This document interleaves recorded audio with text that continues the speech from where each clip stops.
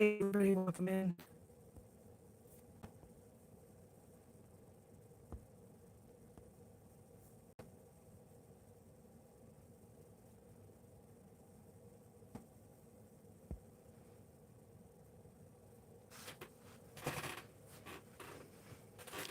Working on a new painting here. We've got the rocks painted in mostly. I'll probably do maybe another layer or two. This blue one is looking really bright. I'm just finishing the pebble outlines.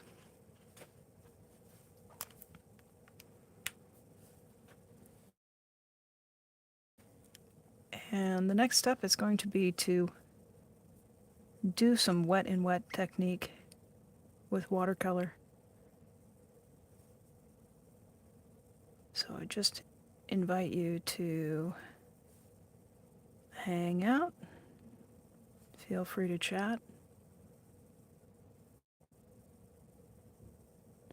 If you're on replay crew, leave me a comment if you like. I always appreciate that.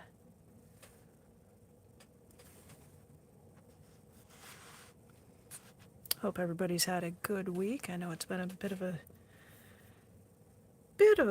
stretch of days since I've been on live stream. I had the opportunity to join Maya, also known as Alice in Art Supply Hoarderland, and Brad of Drop Short Media for a joint art live stream. And if you missed that, I'll link to that on my community page.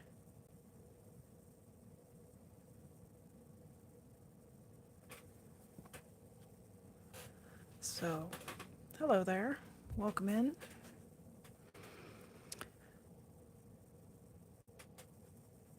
I want to say welcome to anybody who is joining. I know I've got a number of new subscribers. I appreciate you all very much. I hope that you'll find something here that is relaxing or inspiring or just fun to watch.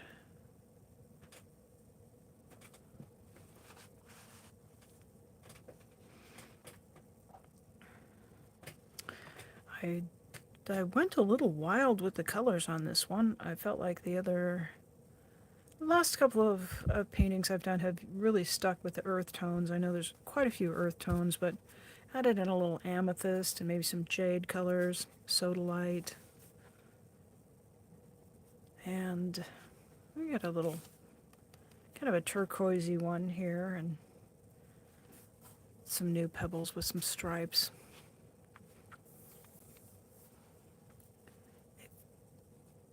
Are you like me? Do you like to go into rock shops or crystal shops and sort through the bins? I like those.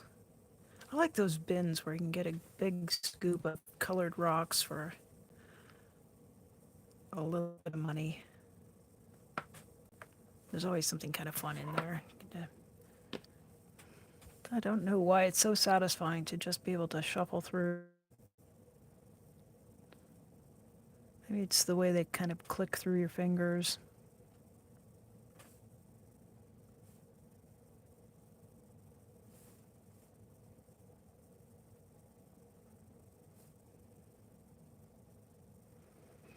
So I had one of those days where I got up ready to start a live stream at about 8 this morning, and then I just fell into this thing and that thing, and I moderate for a couple of other creators, so I was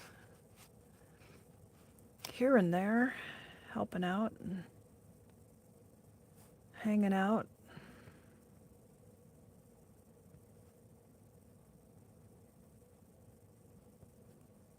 And sometimes that's how it goes. The day will get away from us.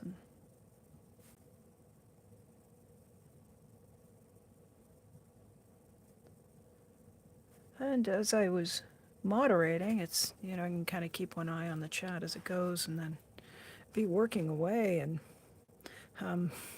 next thing you know, I get all the pebbles drawn in. I know some of you like to watch those get sketched in.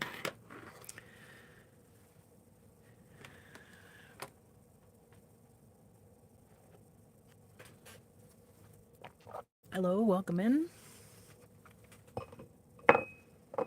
Alright, I'll try not to drink my my watercolor water.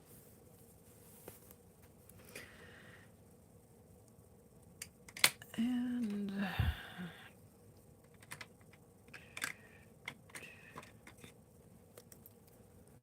so for wet and wet, basically all I do is drop a little water down.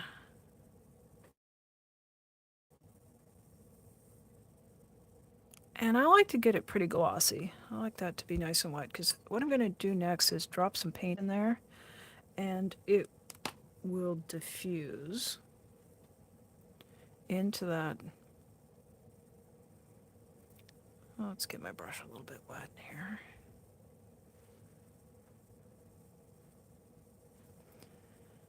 So that paint will diffuse into the wet area and spread.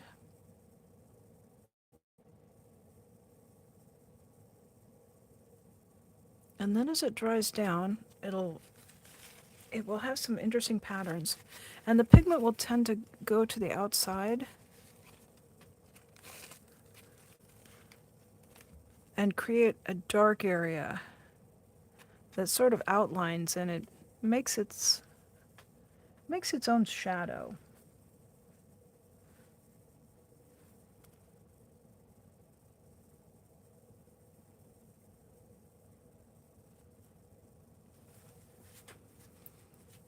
So it's pretty simple. I know you cricket helmet. It's nice to see you. Feels like it's been a minute or two.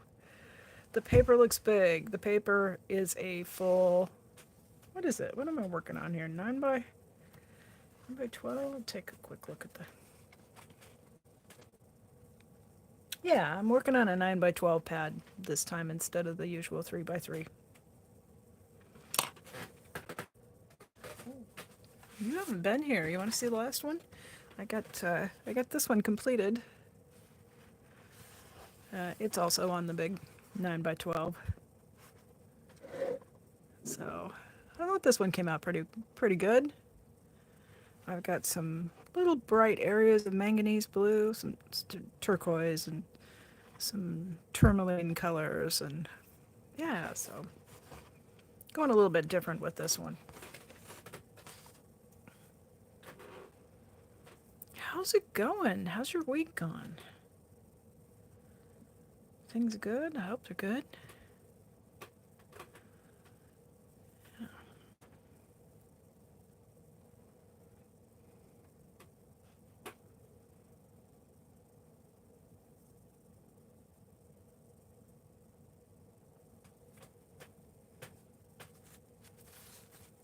Good, good.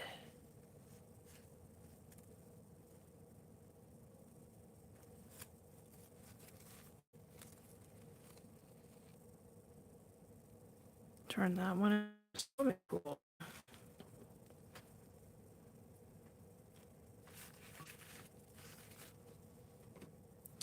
So I'm going with violet phthalo purple, and the phthalo colors they're very concentrated, and they are a single pigment paint, so it's not a lot of complexity to them. They just are the color that they are. But I thought it looked like amethyst purple, so I think most of the other pigments I've been using are things like siennas and umbers, which are pigments pretty much just dug out of the earth. The phthalos tend to be created in labs, so they can be a bit harsh, but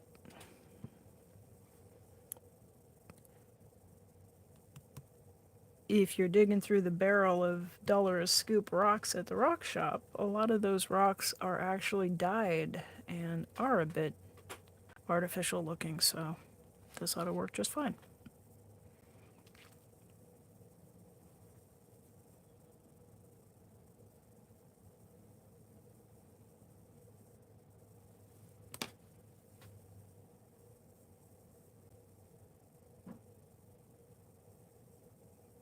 I haven't worked very much with this paint, so I might have to do a couple of washes. Um, I used it up here and it seems a little pale, so it's easier to add it in layers than it is to try to take some off.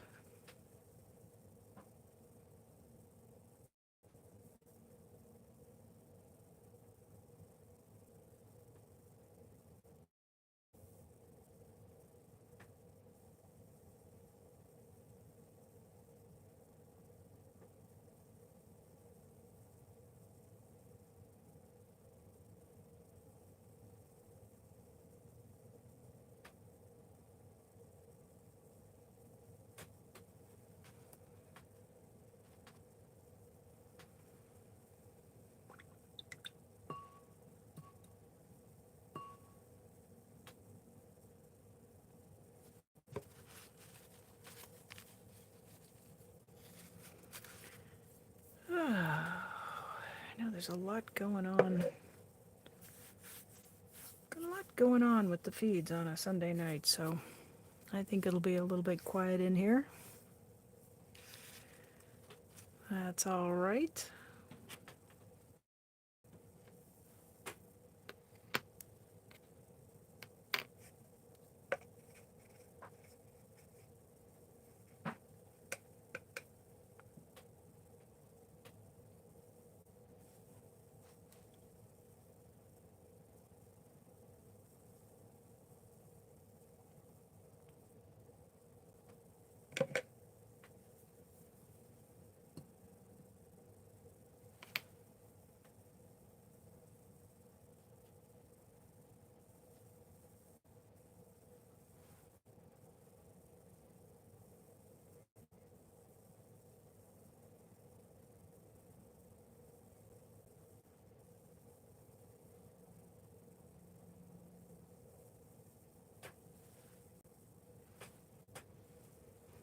Broke into the stash of vintage colors some manganese blue, which is not made anymore.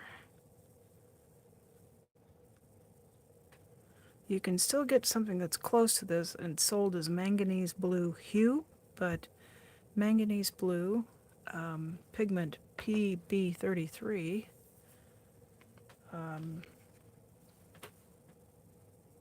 I won't say that no company at all sells it. There's probably sell it for a pretty high dollar value, but it's a bit toxic.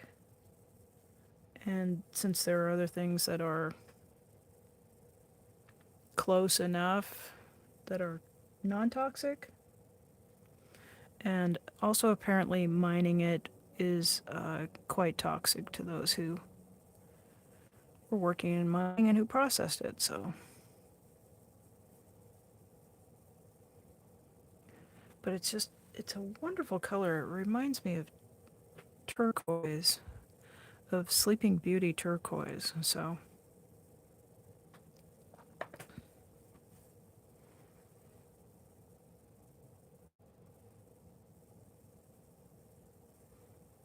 I'd kind of had it hoarded away in a little stash and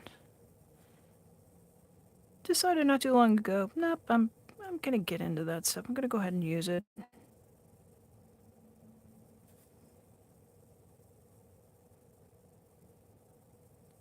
Especially with watercolor, like a little just goes. It goes so far. You know, I'll probably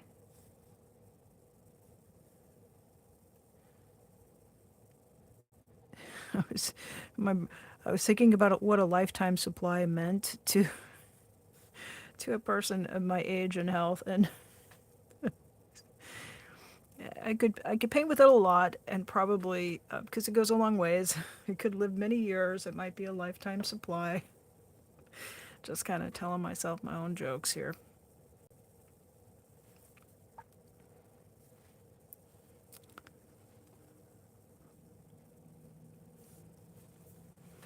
If you've been around for a minute around my channel, you know that I deal with some cardiac issues, and um, Yeah. If you're new here, don't be shocked. I, I tend to think of myself as being on uh, kind of a short list for. I don't know why I'm laughing. It's that funny. Rachel, well, hello. Hello and welcome. I welcome new subscriber and welcome to the live stream. I'm painting a picture of rocks tonight. So Indigo, hello. Okay, good. So we can just laugh about it. That's really that's how I like it best. Oh, okay. So I'm just like I'm out of blue manganese. I guess I'm done. No, I've got. I should be so lucky to live to the end of my. You guys don't even know the extent of the hoard of art supplies. It's just whoever comes to my estate sale is just gonna have such a great day. Look at all this stuff. It's not even opened. So yeah, uh, I I I have a family member, and we literally like text each other hashtag too soon, hashtag too bad. So yeah, I just um, I think I've always had a knack for that kind of thing. And my mom, here's something dark. My mom passed away at 11:55 p.m. 5 minutes till midnight on a Sunday night, and I looked up at my dad and I said, "Well, I guess Mom didn't want to face one more goddamn Monday morning." He didn't take it all that well, but um, my mom would have laughed. She would have she would have laughed quite a lot. So yeah, that's that's how it goes. I'm so tempted to put little bits of turquoise just all over this, and maybe I do. What the hell? Let's just do it. It is. If I had to be, if I had to choose a favorite color, that one number one, that would be difficult because it depends. I like a lot of colors. I like the color of sea glass, right? You find a little piece of glass that's been tumbled and it's kind of that blue green. I love that color. But I I have a turquoise necklace. So the piece of turquoise is from Tibet, and I wear that almost every time I wear jewelry. And um, so yeah, let's just put turquoise all over this, shall we?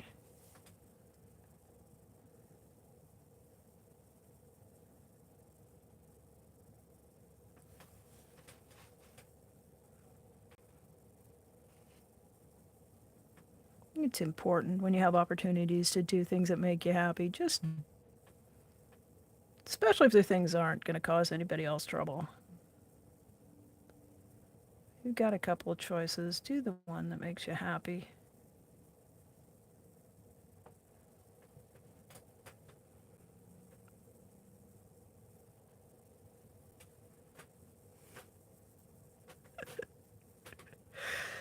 Yeah. It's just my, that's kind of how my brain works. I think it's sometimes just how I process stuff. If you're new here, I'm a person with autism, so uh, other people I know with autism, we have interesting senses of humor that are just maybe a little offbeat and just don't always process stuff the way many people do. And I don't know. Maybe other people, maybe those things cross their mind, but the difference is that they would just go, yeah, my filter says that stays in my head. Me, I'm just, well, the voice gets out of my head a lot.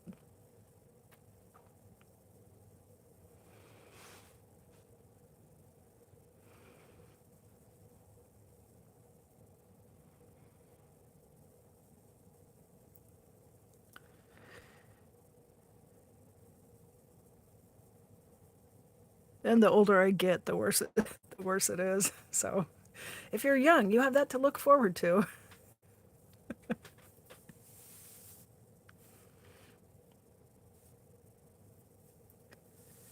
Oh,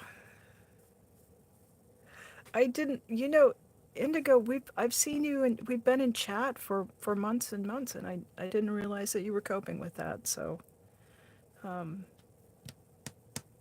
I hope your fight is going the way you want it to go. I hope you are getting the treatments that you want to have, and I hope that you're getting them on your own terms. And um, I myself am a 26-year survivor of a weird tumor, so hang in there. It doesn't, I don't know what your prognosis is or what your situation is, but okay, hang on, guys. I'm going to turn this around. I'll try not to do it too quickly. I know. I know we don't like the motion sickness.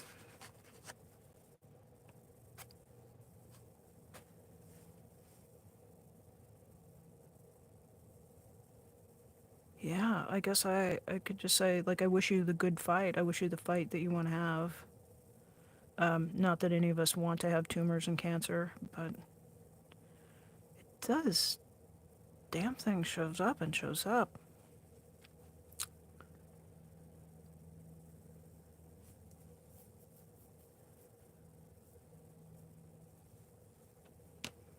So, you overhauled your closet. I just kind of got.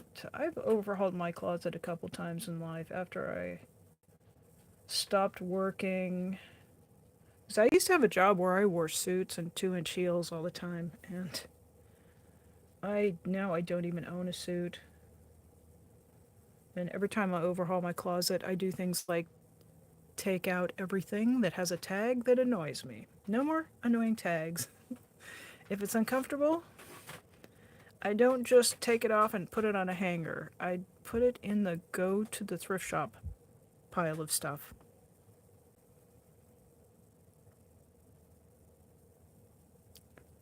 And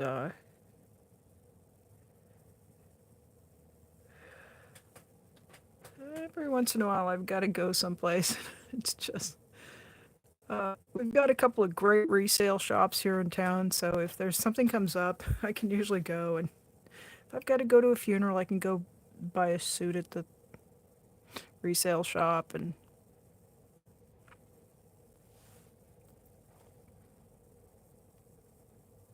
I was joking with somebody the other day that my wardrobe resembles that of a toddler. It's like pants that pull on and they're kind of baggy in the butt, so they're always comfortable. And all of my shirts they're soft. But I am all for overhauling closets, so nice. All right, I'm going to look at the chat here for a second here. Yeah. Uh, Wearing more wigs and hats. Your surgery was in. I'm going to read this so I don't broadcast all of this to the whole world here. Oh my gosh. Remission. That's fantastic. That is fantastic. Oh my, okay. I I had Hashimoto's thyroid. It's a viral infection that destroys the thyroid. So, yeah, and then it turns out there's all kinds of medications that give you to replace your thyroid hormone when that happens. I've got some genetic stuff, and I don't do the metabolizing of turning T4 into T3.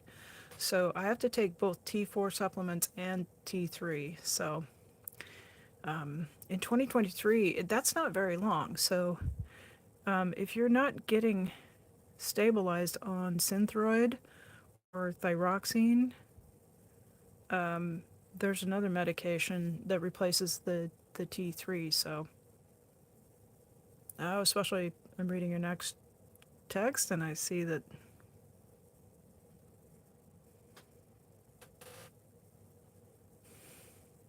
Nice. Yeah, okay. Yeah, I take a version of that. And then I also take one that's a generic for something called Cytomel. And like sometimes they give us replacement stuff and it just doesn't quite, like our hair still falls out or the outer third of our eyebrows doesn't fill in, or those classic low thyroid symptoms. And it's just because not everybody is able to turn that synthetic levothyroxine into the active form that our bodies need. But that's your scan news is terrific. So I'm so happy for you to have um, a good scan.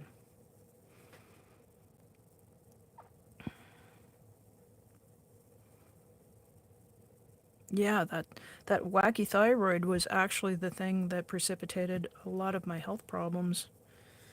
And it was misdiagnosed, and while I was trying to get back to health, that is when my tumor got a foothold. And if you just aren't metabolizing what you need to, every system, including your immune system, shuts down. So, so now we've reached the unsolicited health advice portion of the program. But wild. Yeah. It's kind of funny to me sometimes. I think about when I was a kid, I had a lot of great aunts and uncles and lots of older relatives, and we had family holidays that my mom would do the big dinners and feasts and stuff. And I just can remember all of the older people sitting in my lumbago, my sciatica, and being kids and just going, oh, God, they're talking about their arthritis again. I'm not going to do that when I'm old. And then I got old. Well, you're here. You know what I talk about. So I have a lot more empathy for those older relatives, but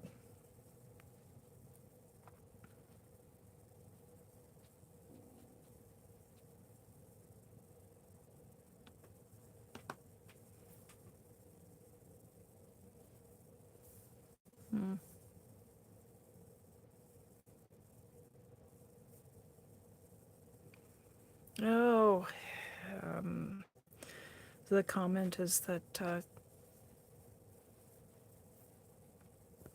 Indigo spent most of your 20s ill and not sure if you have other autoimmune issues. Yeah, I was really healthy as a child, and then everything kind of went to hell in a handbasket in my 20s. I I developed allergies and asthma, and I had cousins. I'm brunette. My brother's got brown hair also. I have one set of cousins, they're all redheaded. The other set of cousins, they're all blonde. All my blonde and redheaded cousins had every childhood allergy that, you know, peanuts, grass, bees. And my brother and I were both just healthy kids. And my mom used to say it's because you're sturdy. You're dark-haired kids. Those kids they're sickly. And So my blonde and redheaded cousins all grew up and grew out of the childhood things that they had. And my brother and I were like healthy kids, but then had just um, kind of immune problems and things that came in our adult years. I was diagnosed with rheumatoid arthritis in my very early 20s, so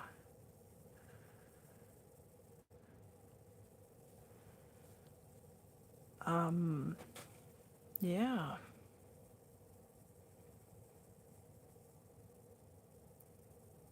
And it stuck around for I want to say about 6 years solid without giving me a break at all. And then I made some dietary changes and got my immune system to settle the hell down. And I had remissions of kind of a few months, and then I'd have another flare up, and then gradually I got the remissions to stretch out. And I had a minor flare earlier this year, but um, it's back into remission.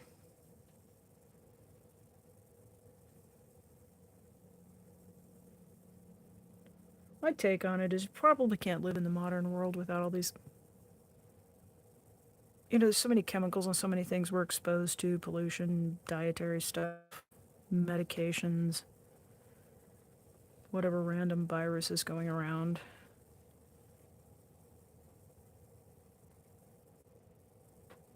If I was living in the wilderness in a cabin, I might not have to deal with all of it, but I just feel like it's a bit of a something, I can't think of the word, just something that comes because of modern living.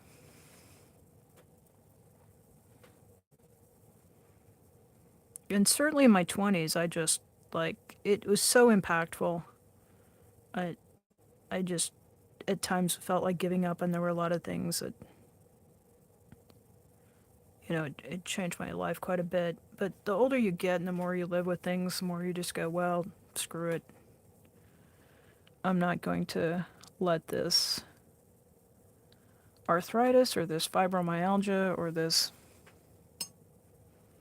any one of 16 other things.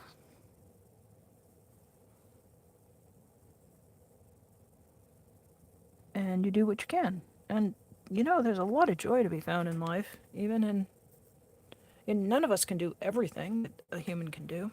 So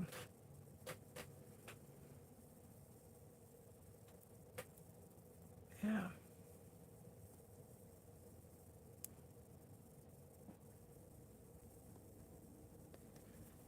I'm looking at the chat here. Yeah.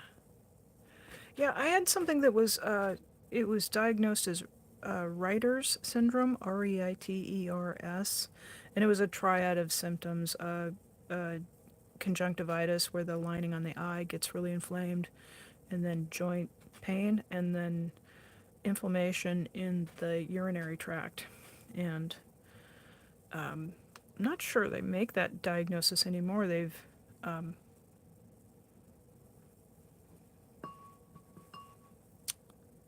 they've rolled that into something called reactive arthritis. And well, there's all 5 of you in the chat. We'll put this out on the internet. When I was married, my husband exposed me to chlamydia, which was how he got to be not my husband. And that was treated and resolved, and then shortly thereafter I started having pain in my joints, and it turns out that reactive arthritis can come in the wake of having been exposed to a chlamydia infection. It just something about the virus or the pathogen has a way of just pissing off our immune systems, and then the immune system can start attacking the tissues because there's some resemblance to the pathogen. And so it's also called psoriatic arthritis. That can be,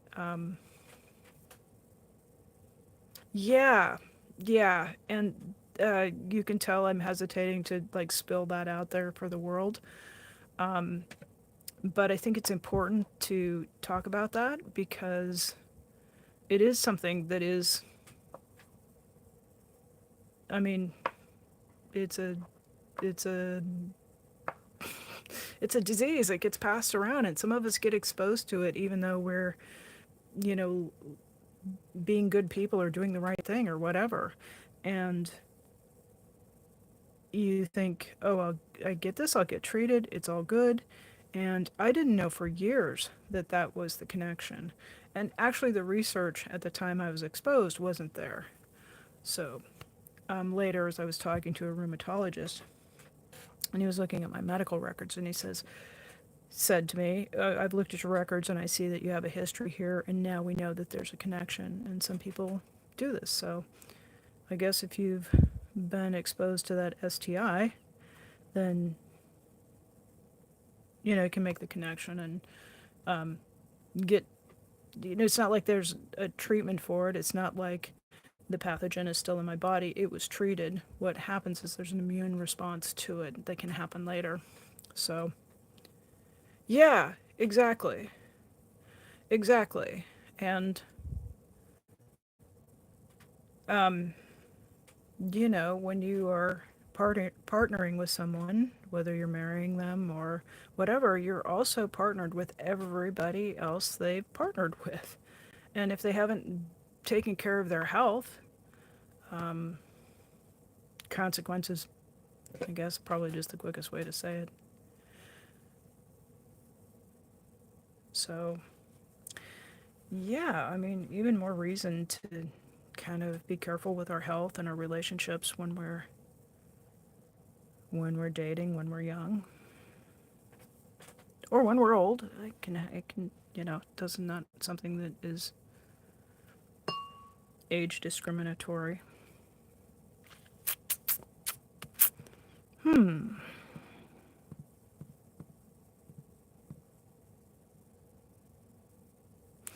I'm looking at this and I think it needs a color, but I'm not sure what color it needs, so I'll just keep painting with what I've got on the palette. Anyway, oh, you guys, you want to know, like, oh, the other side of the story that really, really, this is the guy, this is the guy who was in a cult. So he dragged me into a cult religion, and he got me sick. That bastard. This bright blue one, yeah, the manganese blue. Yeah, I like that one a lot. I like this one too. This is ultramarine blue. It's really, it looks like new blue jeans or something. I know, it's just rude, right? The good news is, oh, well, let's just tell a story. So, this guy, like, so his family was Jehovah's Witnesses. So, I had been raised in a religion, so I wasn't opposed to, you know, learning about somebody's version of Jesus. And, you know, his family was really nice, and they were people who had a lot of good qualities. And he had been born into it. His mom had been born into it, and he'd been raised with it. And then, like a lot of young people, he went out and he just did stuff a lot of young people did. Well, I mean, I've told you, you know, he went out. And so that put him into conflict with his family because they're pretty strict and they do have a lot of purity culture in that religion. And so but I wanted to, I loved my family. I loved my new family and I wanted to be part of it. So that's how I got drawn into it and went to a lot of, you know, Jehovah's Witnesses go to like at least 3 meetings a week, and there's a lot of study, and it is a high demand religion under the under the BITE model that's promulgated. You guys may be familiar with Steve Hassan, Hassan. He was a man who was he was in the Moonies, and his family kidnapped him and deprogrammed him, and he was an enforcer. He was kind of a bad guy in the cult that he was in, and it took a lot to get him out of it and get his mind back to a reasonable state. But he's written quite a bit, and he talks about high demand religions and gives a way to identify them in a simple,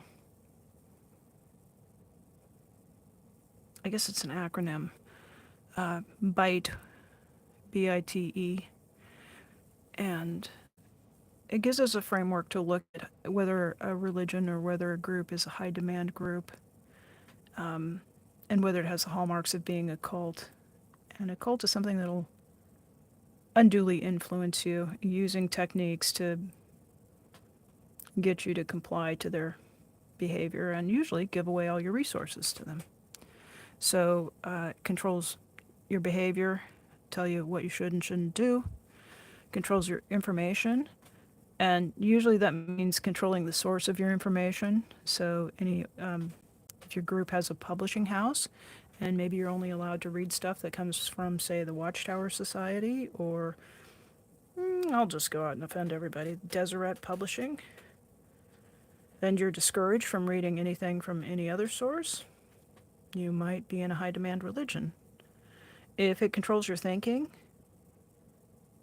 by way of, here's a quick example, if you have expressed something that's a doubt and they say, well, it's okay, you can just don't think about it, think about this instead. So a thought replacement. Or maybe they tell you, put your worry on a shelf, you'll get an answer later, don't worry about it now.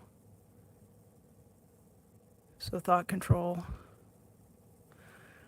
And if they have techniques for controlling your emotions, those are kind of 4 big areas where you might go, I wonder if I'm in a high control religion or cult. And Jehovah's Witnesses fit all of that pretty good. But he spun out, and they wanted him back in, and so they pressured him a lot. And the more they pressured him, the more he spun out. And the more he spun out, also, the more they drew me in.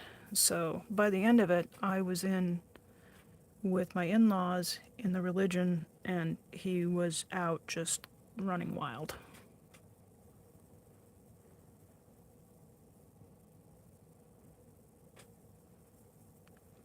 And eventually, we divorced, and I kind of came to my senses about the intensity of this religious group, and I went my own way, and he continued on down his path, and I would, I think I moved 3 times because he was stalking me, and he would find me and then broke into my place at one time, moved to another place, finally moved to another town, and my folks lived in town, so I eventually came back to town, and but I was always looking over my shoulder, and so there's like a lot of drama here, and if you're a person who's experienced domestic violence or stalking, this dark story does have an ending, which is that my mom called and said, "Are you watching the news?" And I turned the news on, and there was a story, and it said that this person I had been married to was missing, and that police were looking for him. And a few days later, they found his car, and it was near a river, and they found evidence that he had fallen into the river. And while I'm sorry for his mother, because this, I'm sure was quite difficult on her. But yeah, he fell into a river and was never seen again. And there's a big part of me that's really glad I don't have to keep looking over my shoulder for that son of a bitch. So I will sometimes tell people when they tell me that they're in a situation where they're being stalked or they're just getting a hard time from somebody, I will say, you know, every once in a while, one of those guys will take a walk along a river and then Karma? You remember Karma? Karma has a long ass memory. And yeah, karma does come into play. So, you know, have a little hope. You guys really never know what you're gonna get when you tune in, do you? Hi, Jurgen. Hello. Thank you, Indigo. I know, but I feel like I'm I'm like I'm searching to go. Is there a part of me that's like, you know, he was just like he was kind of a misery to a lot of people, and like I do think like it's probably hard on his mom because, you know, no one wants to have a relative go missing and never be found. And frankly, I would rather that he was found because there is a little like, did he really? Did he really go? Did he just, you know, come out on the other side and go make a new life? But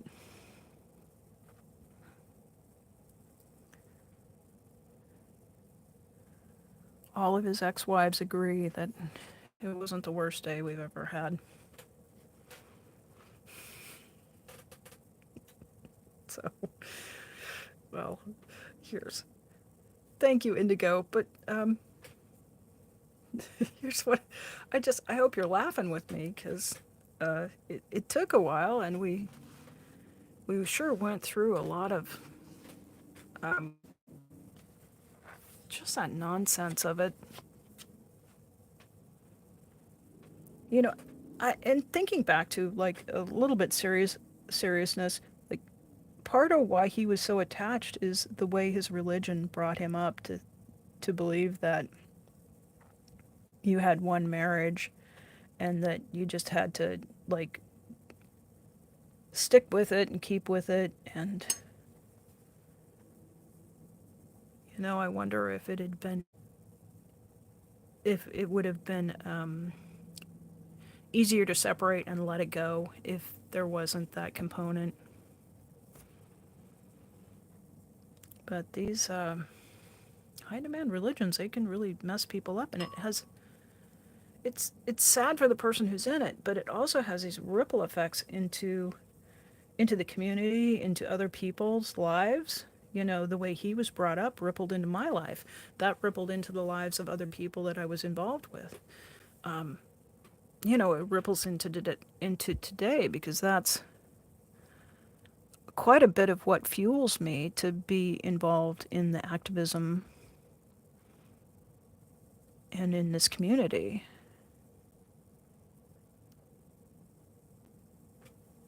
And I didn't know as a young person anything about. I mean, we thought of some religions as being strict. We didn't think of them as being places where we were unreasonably influenced. And now with the internet, we just have this. We have a chance to let young people know. Maybe another young woman who's like a lot of us. You know, we got involved with cults because we were following our hearts. We weren't looking to, you know, find a commune. We were looking to make our families. And it's I'm mixing paint over here, so wondering what the strange floofing noises are. But yeah, we're not looking for cults. We're not really looking for you know, something wacky and far out. We're just looking to love another person, to start our families.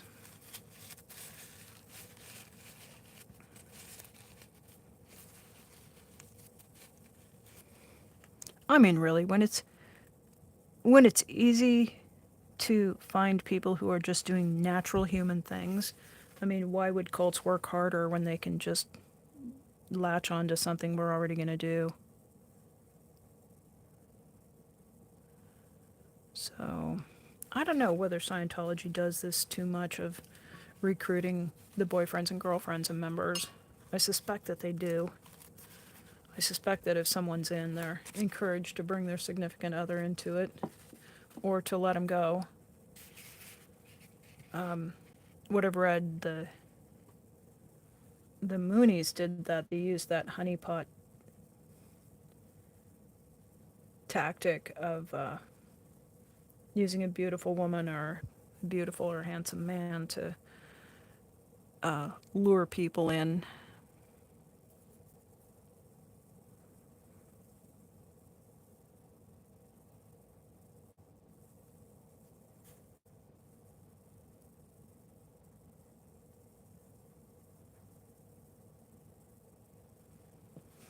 Yeah, don't go to cult meetings. Go to movies. Go grab a burger, not a can. So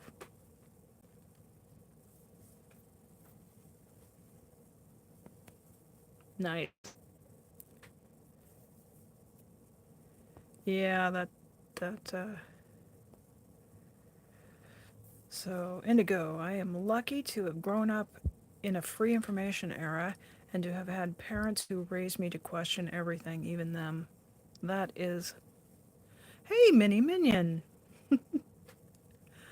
Hi. So, Mini Minion, you disappeared before we could, and that chat was rolling so fast. So, um, yeah, if you want, I can show you how to drop links if you're going to be in, because I've seen you moderating here and there, and it's pretty quick to learn. There are a couple of steps to it, and it's a lot of fun. Is you can drop links for other people's channels. You can drop links for particular videos. You can drop links for, well, you've probably seen a lot of them. Yeah. Yeah. So it was busy in there. There was a lot going on, and there were a lot of people. So Britt came in and did it, and so I really appreciated that, and I appreciate what you guys do for Matthew. He is he is just like every week he's got a new something he's up to spread the word and boost things. Yeah, we were in stream with M.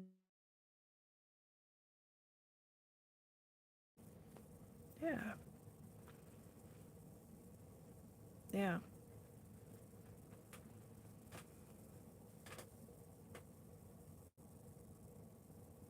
Well, you let me know anytime you see me on and you want to learn that, because I am like a small stream. There's usually not very many people here, and I will be happy to walk you through that because it's pretty easy. You just basically click on somebody's name, and when you do that, you get a box, and it'll say you'll have a menu of things, and one of your options on there, because that's the menu you use to see.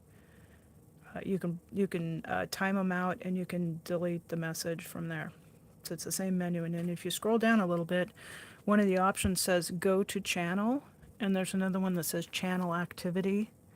If you click on channel activity, you'll see the posts that the person has put on the channel you're moderating, and it'll also tell you if they've been timed out. And it's you guys. There's a big tattletale menu about what you've been up to for the moderators. So if someone's being a little sideways, you can tap on their name and that box comes up and you can look, and like sometimes you'll see somebody's been timed out 15 times. So that'll tell you enough with the nonsense, but sometimes it'll say that they've been a really good citizen. So you know, maybe you don't want to time them out or delete their comment. But then if you scroll down a little bit, there's one of the options says go to channel. And if you click on that, the stream you're on just minimizes. It doesn't go away, but it minimizes, and then the channel is right there. And from that screen, you can go up in the corner, and there's the three dots, and you click on that, and one of the options is share. So if you hit share, then you get another menu box, and that'll have the link. And if you can copy the link and then just come back to your chat, because it'll be minimized at the bottom, so you can just click on that. It comes back up to full size, and then that'll let you drop the link in. The first time you do it, it's going to feel like you're doing 97 things, but you you can get really quick at it pretty quickly. So once you're on that channel, also, you can go to like their link tree or their PayPal, Venmo, if you want to drop a link for somebody's fundraiser. So sometimes we like to be able to do that. Anyway, there was your internet tip, or the YouTube tip you didn't know you wanted today.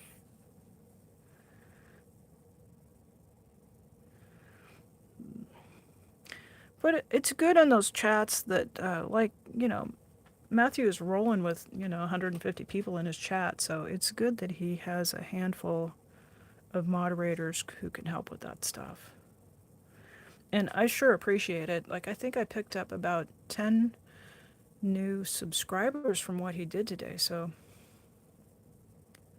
I was really grateful for you moderators dropping the link and for him as well, so.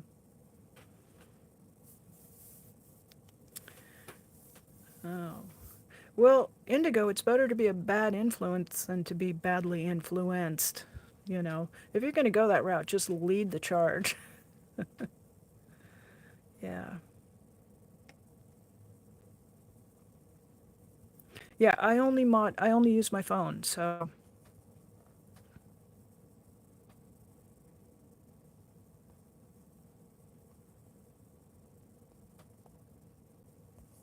Thanks, Indigo. I'll keep that in mind. I have a really extensive list of shit I don't like in my chat. So there's a lot of words that I have added to that list. And I've learned some of that the hard way, but especially, in vertical, we get a lot of people rolling through that are not, they're just people rolling through live streams. And so, there's words that come up and things that are like, I have zero tolerance for anything racist or anything homophobic, for very little tolerance for anything that's sexist. So, on my channel, I just made a huge list of things that are blocked and anything that's name calling. And we've got a lot of name calling going on in our community, and I'm not down with that. We've got people who are behaving badly, and they might deserve to be called a butthole or something along those lines. But I'm not down with names that are like making fun of somebody's name. I think that's really low-hanging fruit. And if you can't make a better criticism than that, then you need to go away and think of a better criticism than that. Just so once I did that, I found that I didn't need a lot of moderation, because you guys are all. I will say this, that oh well, that just dropped 10 people out of the chat. Okay then, all right. That's funny. I'm watching the. I don't know if you guys see this, but I can see how many people are in the room. So that last little rant cost me a couple of people. I don't really care. I don't really care. I just think if you're gonna have criticism, you need to just work a little bit harder than just calling somebody names and making fun of their stature.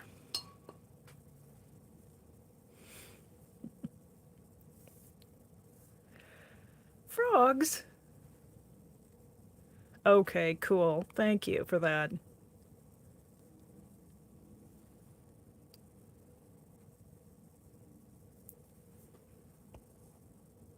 Yeah. how did we get to Eric's crafts? And yeah, sometimes I stream with him over there, so every now and again. I'm kind of like I'm a frumpy old lady there because I'm like everybody needs to be doing crafts. It's good for your brain. You need to make art. And some days it's just all about the joints and drinks and the talking. But here's what I know, and this is why I encourage people to engage in something creative, is that um, especially when you're telling stories, when you're recounting stories, and I don't mean to say story in the sense of like a lie. I mean when you're talking about something that happened and you're recounting it, and it's something that you've told again and again, we tend to develop a script for how we tell those stories. And telling those stories is a bit of a performance, like you were performing a play. You develop a script, and that script lives in the creative side of your brain. So when you tell a story and you just recount it, you don't reprocess it. So if it's a story that's got any trauma attached to it,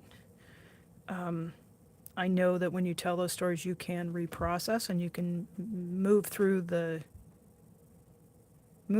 to a place of healing. But if you're just into it in a way where you're going off your script, you don't reprocess. So one of the things that you can do to trick your brain into reprocessing is to occupy the creative side of your brain, because you need the creative side to perform the script. So if you occupy it, like just put something in your hands and make some art, and then you talk about stuff, you can have these insights and this reprocessing that helps heal the trauma. So I am a huge advocate of making art. And if you can make art and make it with people where you can talk about some of that crap that's dragging you down, some of the baggage, some of the trauma, it's a very natural, productive way to step by step unpack all that stuff that's got you locked in that trauma state. So, additionally, if you're drinking beer and smoking joints, you're doing some state dependent learning and you might be shutting down the healing process. So, I do advocate strongly to meet, talk, do that, hang out, socialize, but also do some of those tricks. Trick your creative brain by just simply giving it something to do.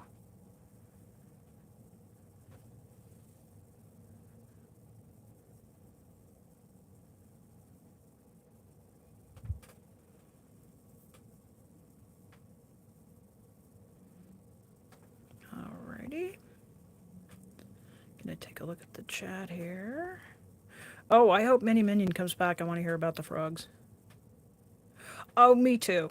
Um, so we have a comment here on one of our community members, Eric Rader, that we really love his joy when he's trying a new craft. I love his joy and his enthusiasm. I think he is. I think he's got a lot of wonderful qualities, and I'm glad to have met him. Yeah, Rachel uses crafts to help with anxiety. It occupies that part of our brain, and anxiety tends to be associated with future tripping or thinking about things that are in the future. And how we do that is we use our imagination to take us into the future. So if you take your creative brain and you get it busy with something productive and constructive, it is very powerful at reducing your anxiety level. Yeah.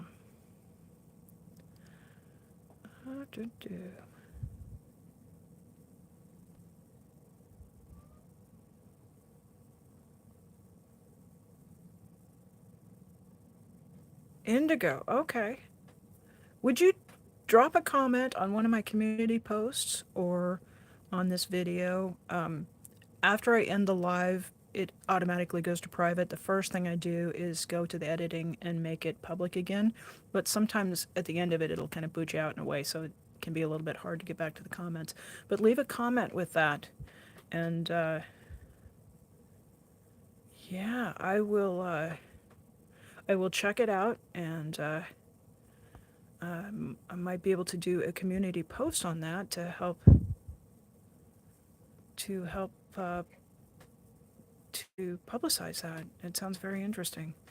Um, Indigo says that if you watch Kim at My Other's Keeper, I'll be on the 31st talking about IPV if you want to stop by. I tend to use my hands a lot when I talk for that processing, for that reason. Okay. And Rachel, knit and paper crafts. I also knit. I am not currently knitting, but Antics of a Mama Squirrel is currently knitting a really cool baby sweater, and so if you like to kind of cheer on somebody while they're knitting, or maybe she said she got the pattern on Ravelry, I believe, and it's really cute. It's knit from the top down with a raglan sleeve, little sweater that crosses over at the front.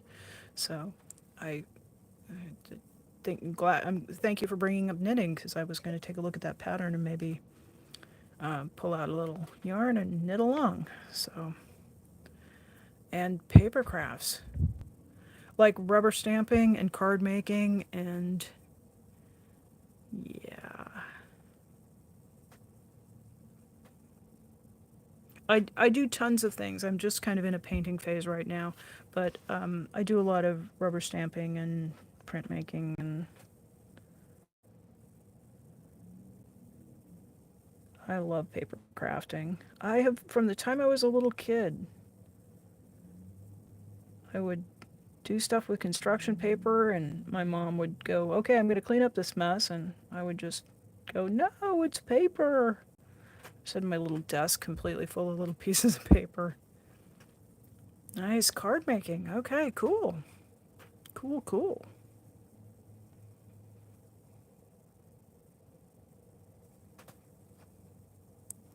Thanks for being so chatty with me, you guys. I really am just having I'm just having such a lovely time. As you see, the painting's going a little slowly because I'm just having such a great time with the chatting and all of the cool talk, so. Yay. Oh, I finally broke down, and Rachel says she does rubber stamping. Last year, I finally bought one of those Misty things that you stick the stamp to it and press it down on the paper, and like $70 for those things. And of course, I got into it hardcore for about 3 weeks, and then it's on the shelf.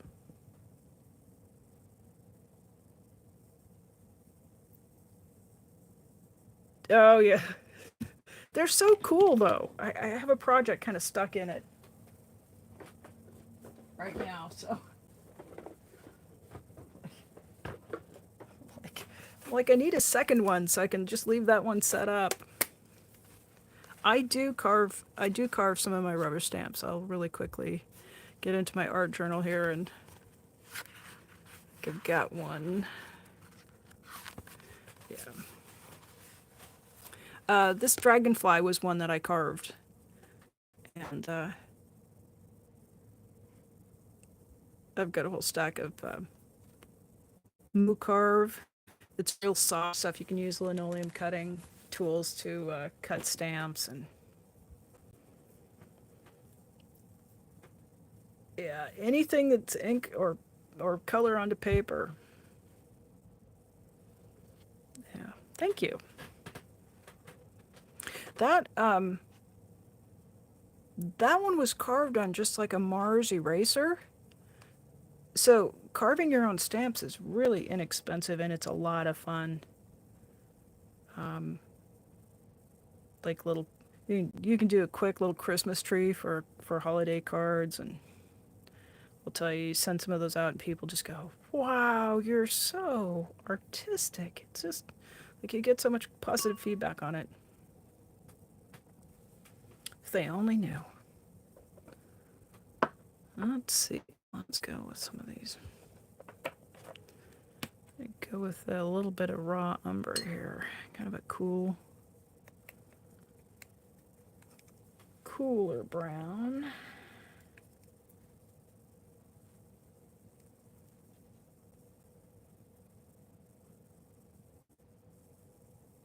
Nice. So what kind of inks do you like to use? Those distress inks or the old classic?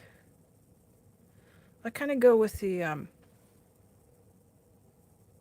I like to use the permanent inks, and of course my mind is blanking right now. And then like use the distress ink and then watercolor and stuff, but I like to stamp the first image with something that's permanent and then just go to town with all the media on top of it. I'm not sure about those distress oxide inks and stuff. Well, dog 666. Hello, you're new. Welcome in. Nice to see a new.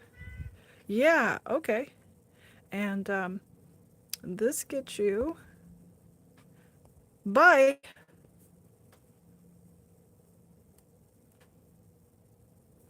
See how that works?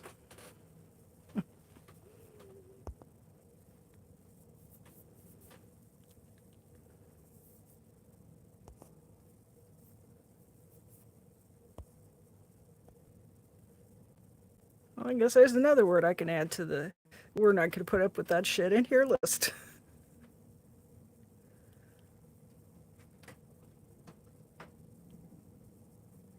Nice.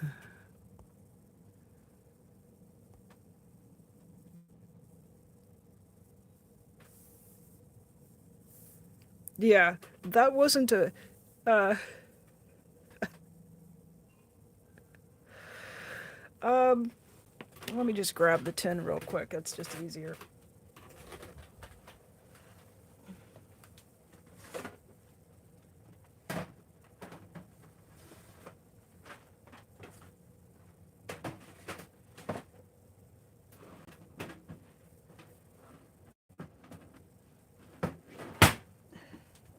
You guys, I took one look at that name and knew that was going to be trouble.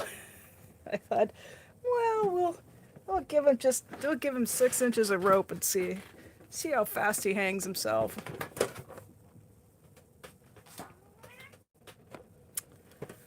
Um, I started with, I started rubber stamping in the 1980s. So I just used like the old stamp pads, and then when I got back into it a couple years ago, people were really big on this distress oxide ink, so I invested pretty heavily in that. But I don't love how I love the color line of distress oxide, but I don't like how it has that filmy layer that floats back up if you put another media on it and you re-wet it. So it kind of, I think the distress oxide has to be your last layer.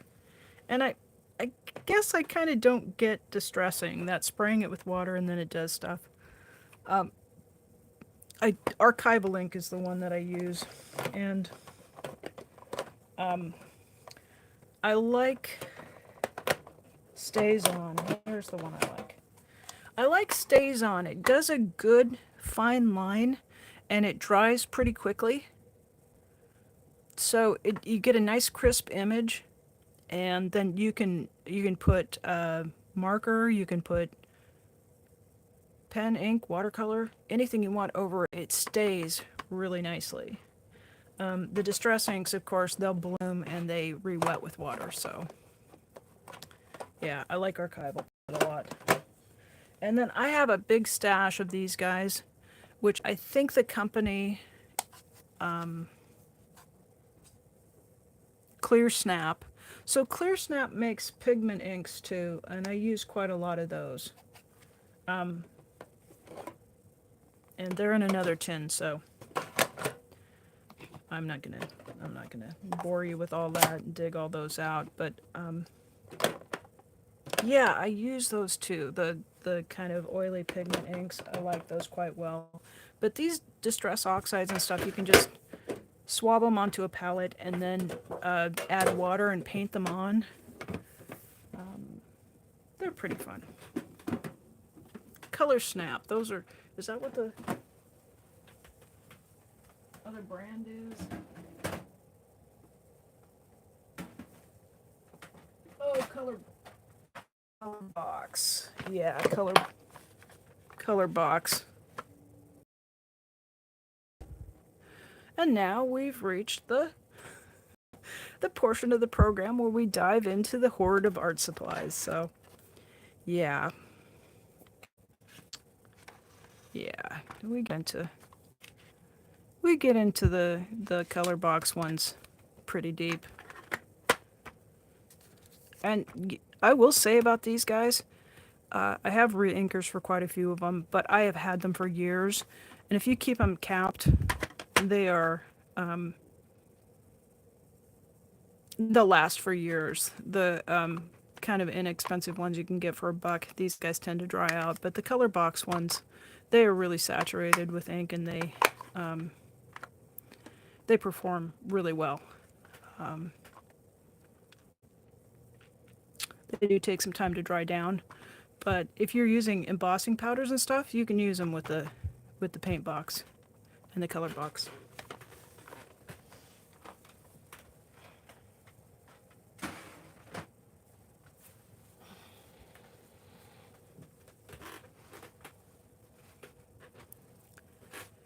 Yeah.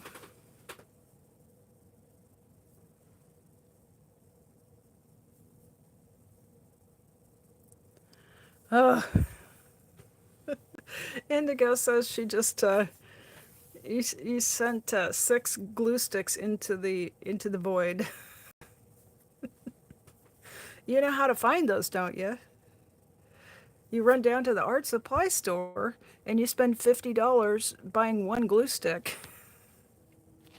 Because it's impossible to go to the art supply store and not spend $50. It's like you go to Costco and you have to spend $213 to get out the door. Me, art supply store, $50. Doesn't matter. I can go for a $3 glue stick, $50. And you'll come home and you'll walk in the door and your eyes will cast about and they will land on the container of glue sticks. It's just guaranteed. Add to cart. That's right. You'll hear ding dong because the Amazon delivery guy will have built your front porch, or you'll get the ding of your phone with the picture of your package on your porch right before somebody swipes it and runs off down the street. Yeah, it never fails.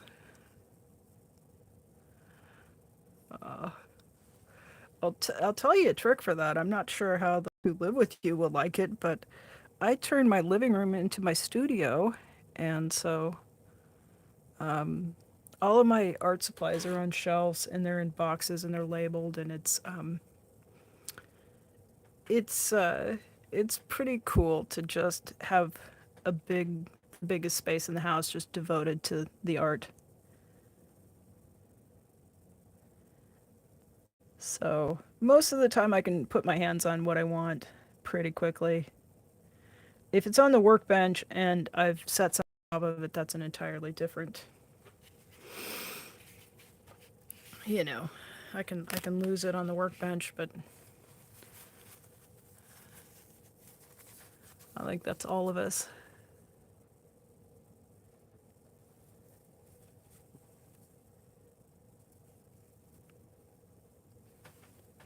Oh, you guys, I'm just so tickled. Rachel says she does that with yarn, and her kids tell her that she has more yarn than Michael's. It's not hard to have more yarn than Michael's. Their selection isn't that good. Mm. Yeah, Indigo, I hope so. Having a dedicated space, this is something like when I was young, I had the, hey, we, we can't, we're all excited, Mini Minion, because we just want to hear all about the frogs. We were waiting for you, and we're glad you're back. Yeah. How's that for a welcome? I'll tell you, don't get this all over YouTube.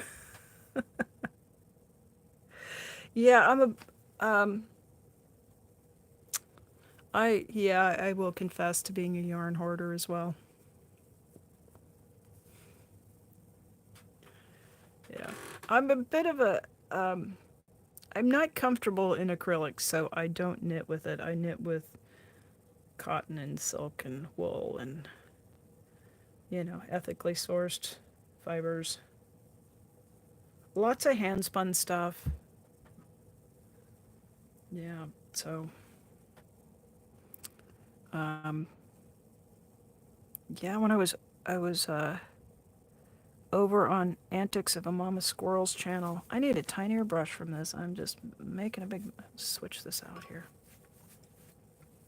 I'm just so excited to have new arty friends here. Yay. Yeah, but a few weeks ago I was doing a mad search. I couldn't find my knitting needles. Of course, I could find all my yarn in my pattern books, and my knitting needles were just hiding. And tore the spare room apart and finally found them. And then I was going to get warmed up because I hadn't knit for a while, so I was getting warmed up. I find a hat is a really good project. Because it's really like what, 4 times bigger than a swatch? So it's a pretty good, project to get your hands back in. And then I had to survey all possible hat patterns and, spent 2 weeks doing that. And then I remembered I had an account on Ravelry. If you guys don't, if you're knitters and you aren't on Ravelry, I highly recommend it.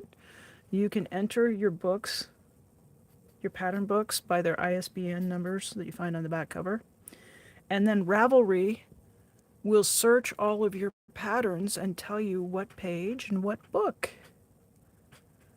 It is the coolest feature. I use it a lot when I'm knitting. So, I had acquired a few books, so I had to update Ravelry with all my new pattern books. And not only that, but interweave magazine, like all of your magazines by issues. Any kind of knitting magazine is in Ravelry as well. So, anyway, then I had to go and look through all of my Ravelry citations to hats and decide which one, and then I had to feed the cat, and you know how it goes. So I'm sure when I pick it up I will have changed my mind about the hat pattern. Oh. Alrighty, now I have to read about the frogs and yeah. Does anybody out there, does anybody knit socks? I love knitting socks. And now the weather has finally turned and I can get out my hand knit socks and start padding around in those again.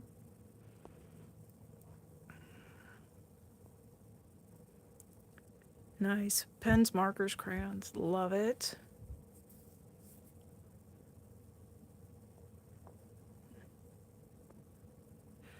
Mini Minion has dart frogs, 5 different breeds.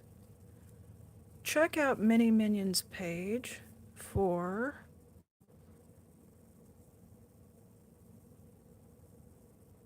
the community section on their channel. They're awesome.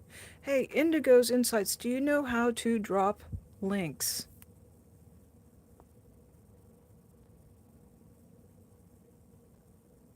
Five rescue cats? Oh, I was watching one of your streams the other day, Mini Minion, with you cute cats.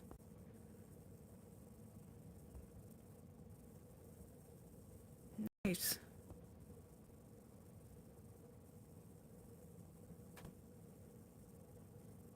Okay, I'm gonna mod you up here.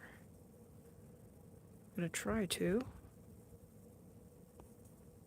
add as a moderator. And if you would, there you go. If you would kindly add a link for Mini Minion. And who else do we have in here? This is, yeah. I am of the, I lost words. I'm a micro channel. I'm not even a small channel. I'm a teeny tiny little micro channel. But I love what we're doing in supporting other small channels. And I am part of that brigade. So my usual moderator is in Norway and asleep. So usually she does a terrific job of dropping links for anybody who comes in who has a small channel. So if you guys would step forward, pipe up, and I'll ask Indigo's Insights to uh, drop those links. I can't do it. If I try to do it, it stops the live feed. So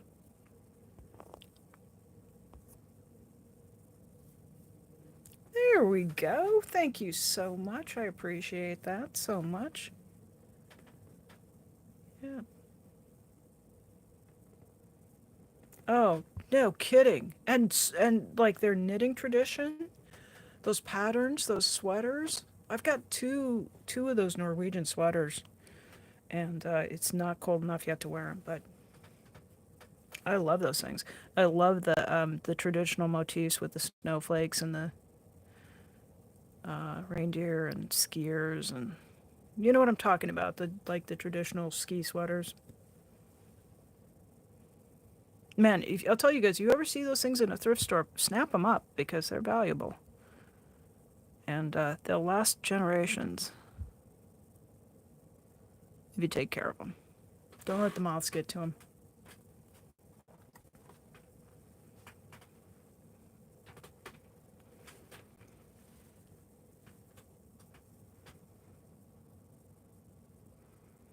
You know, it's funny. The last painting I did just seemed to take uh, the better part of 2 weeks, and this one is just.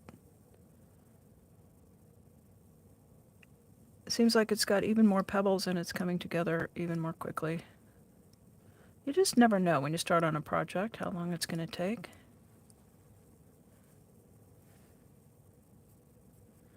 Yeah, so my plan is to get warmed up on a hat or two or three, and then I've got some really beautiful sock yarn that's just been. It needs to be knitted into socks. That modern sock yarn, if you guys have not tried doing socks, there's some really great books, and they are, if you just do it step by step, row by row, you can turn a heel. It's not as difficult. If you read the pattern, you'll get flummoxed. But if you get the yarn on the needles and do it, they come together, and they knit pretty quickly, and they are a little bit technically challenging, just enough to be interesting. And some of my favorite things that I've made are hand knit socks.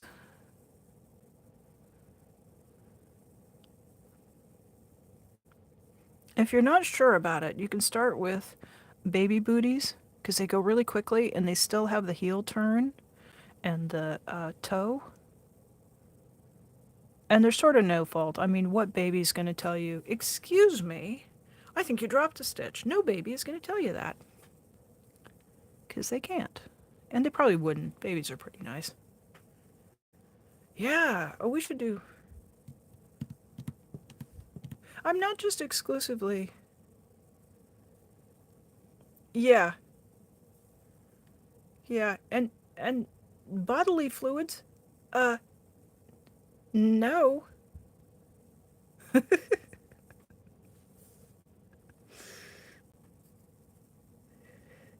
Yeah. Here's the other thing. You guys are probably cool with this, but I have found that like you saw that guy earlier, like I didn't even uh most nice people would never walk into a chat and try it out. And I don't really believe in giving a bunch of warnings or any warnings at all. If you come in here and you show your ass, I've seen your ass. We don't need more of your ass. Your ass is gone. So,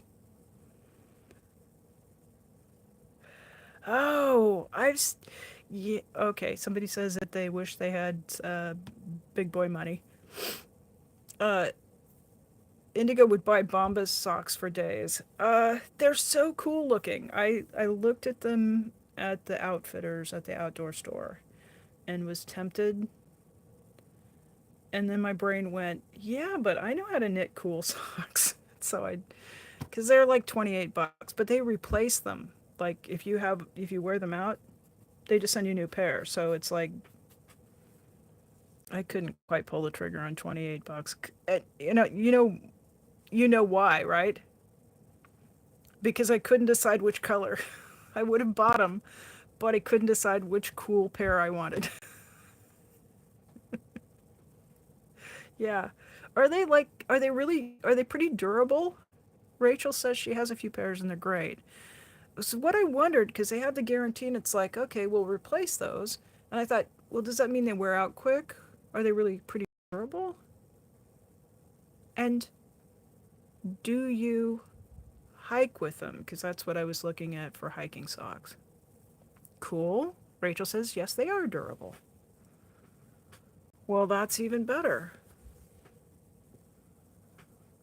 Yeah, I'm a sucker for anything with stripes and colors and any kind of intarsia or anything that's whimsical and looks like a toddler would wear it. Okay. Okay. All right. Well, all right. I did know that about. So yeah, Indigo reminds us that their proceeds go to providing socks, underwear, and shirts for people living in shelters. So I knew that they were doing some social activism too.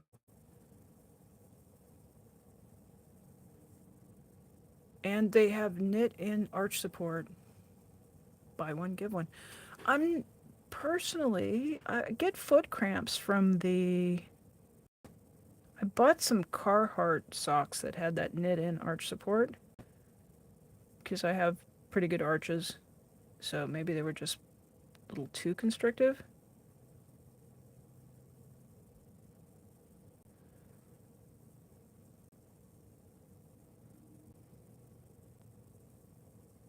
And then also, like, socks are.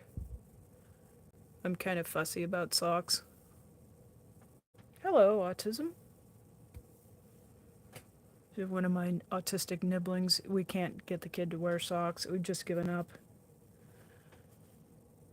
So he goes through shoes like crazy because he won't wear any socks. What is he says something funny about it. I think he says they make his feet upset when he has to wear socks. Like, okay. Yeah.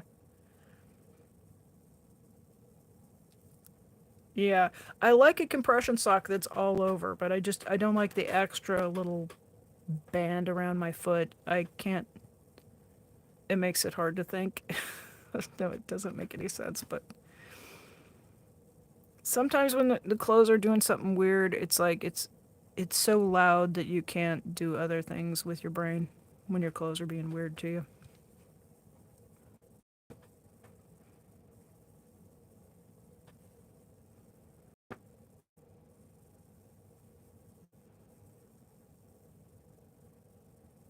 I think I need some wild blue in here. Like I'm not going big enough with the blue.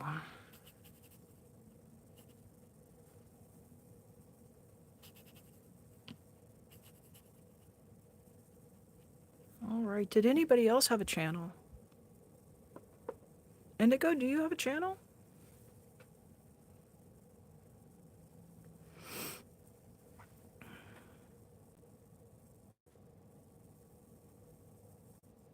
Oh yeah, that's what we wanted.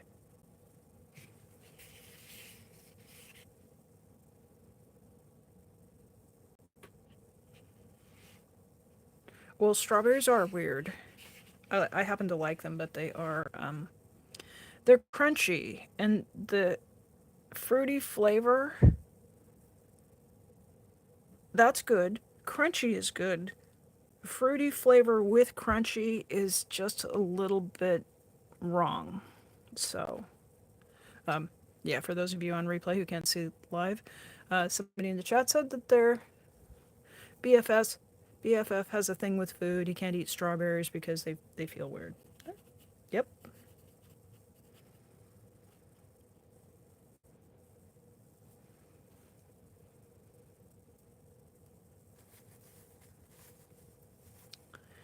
Well, are you if you're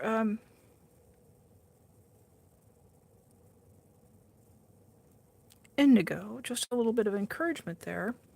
You know, it doesn't matter if you don't have content. Uh, I have there's a couple of people I've helped out, and they've said they kind of wanted to get started. And on YouTube, in order to do live stream like what we're doing here, and I, it seems a little scary, but for me, somebody held my hand and invited me onto their live stream, and I jumped in and did it. And I would encourage anybody to give it a try because it's actually pretty fun. And especially if you're in the community and you've got some friends and they'll show up and they'll help you get through it. And a live stream doesn't have to be perfect, so it's pretty accessible to do. And the trick is on YouTube, you need 50 subscribers to be able to live stream on YouTube. So if you start collecting subscribers, by the time you find a topic and find a little something to put in front of the camera, it'd be nice if you had your subscribers. So go ahead and drop your link, and if people would like to, just hang out and give you a little encouragement while you're getting started it, and maybe in a few weeks you'll be there and you'll be ready. So have been at this. I might be into my third month now, but I'm just still pretty new to it. Pooh Tiggaroo, darling, darling, darling. It's lovely to see you. I know today is a tough day for you, and let's see if I'll do like the kids do. Hi, it's good to see you. I'm glad you're here with us.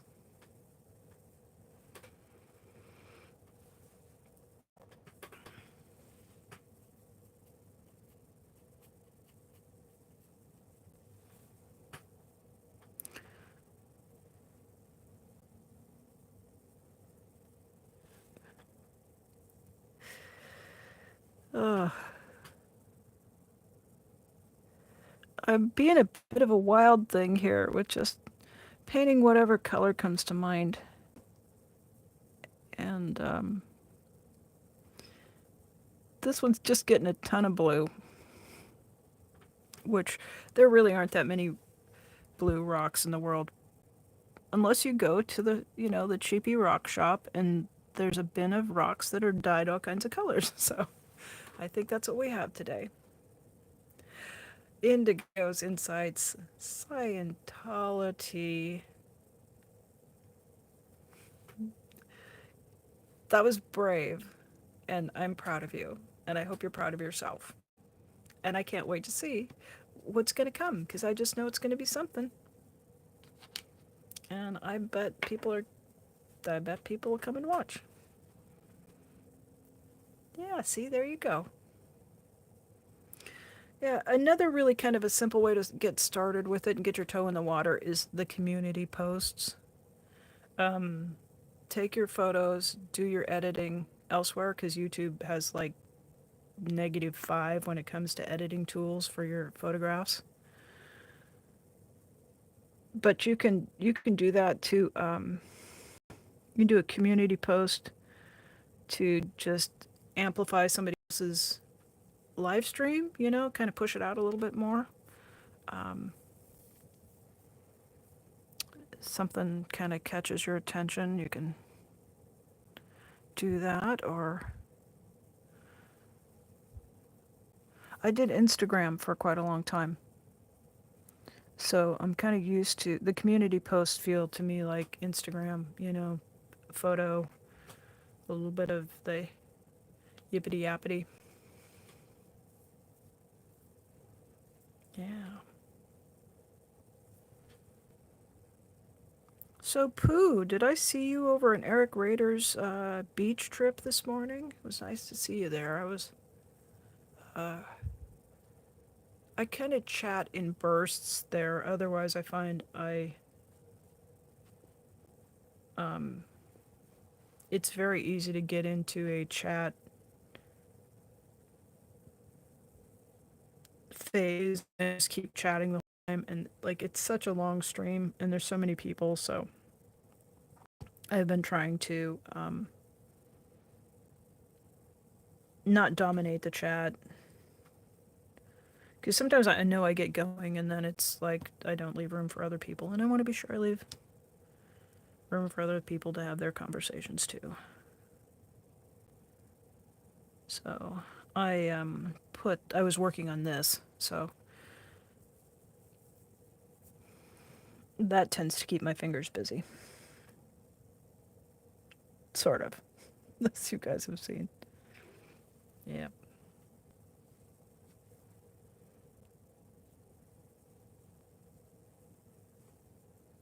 Indigo, well, you are just doing it. She's working on a power. Working on a. Boy, I just realized I don't know what your pronouns are. I've assumed that you went by she, but that may not be. Correct me if I'm wrong, if you want to, if it matters. Working on a PowerPoint and recording your first video. I like Instagram and made yourself a Facebook page for your YouTube channels. See, that's the way to. That is a sensible way to do it. I I keep my Instagram and YouTube separate.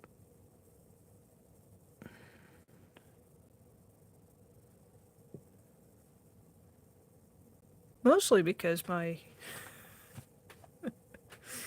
uh yeah, it's just uh yeah, my Instagram started with lots of bud shots. Lots of close-ups. I was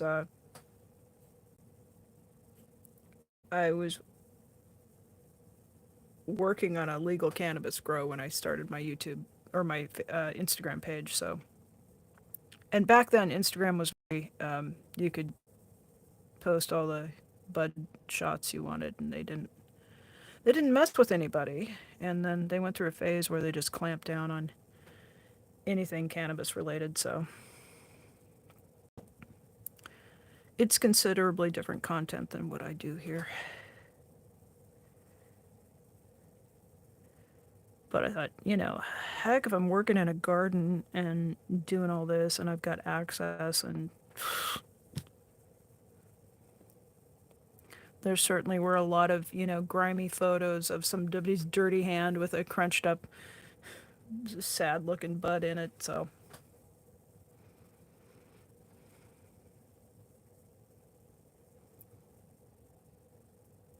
you just never know what we're up to up in here.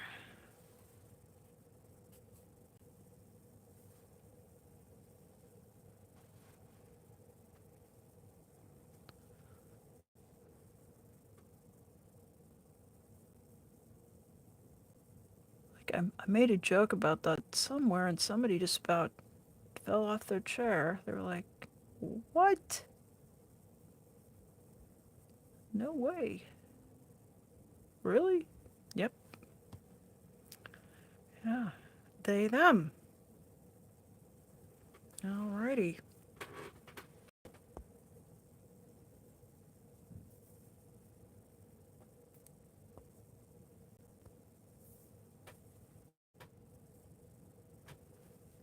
I am. I am a she, they. So, hello.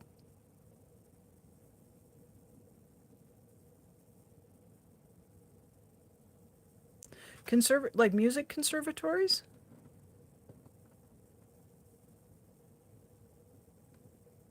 You know, the gimbal is the gateway piece of equipment to being a live streamer. You got to be careful there. Yeah, I've been she they for a long time, and duh, always. But pronoun wise, and I'm in my 60s, so people just don't like they. Sadly, they call me sir, way more often than I like. What the hell, man? No, just like anything but that. But I think sometimes people, like, I'm in my 60s, so it's a little. You tell people you want to use they pronouns, and they look at you like, what? That's for kids. Nope. No, it's for everybody. Everybody gets to be who they, she, or he is, are.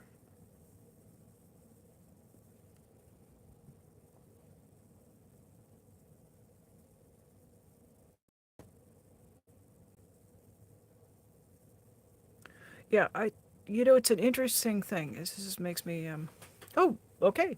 Plant conservatories. Cool. Cool, cool. Yeah. My family business was floristry. I had my own flower shop, and um, so yeah, flowers, plants.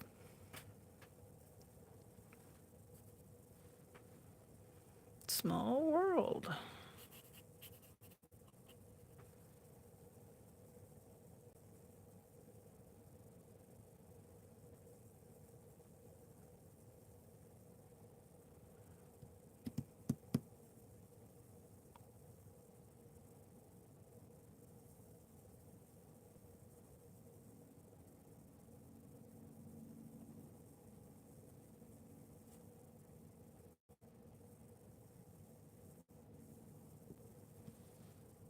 I am so just delighting myself with all of these little blue pebbles, guys.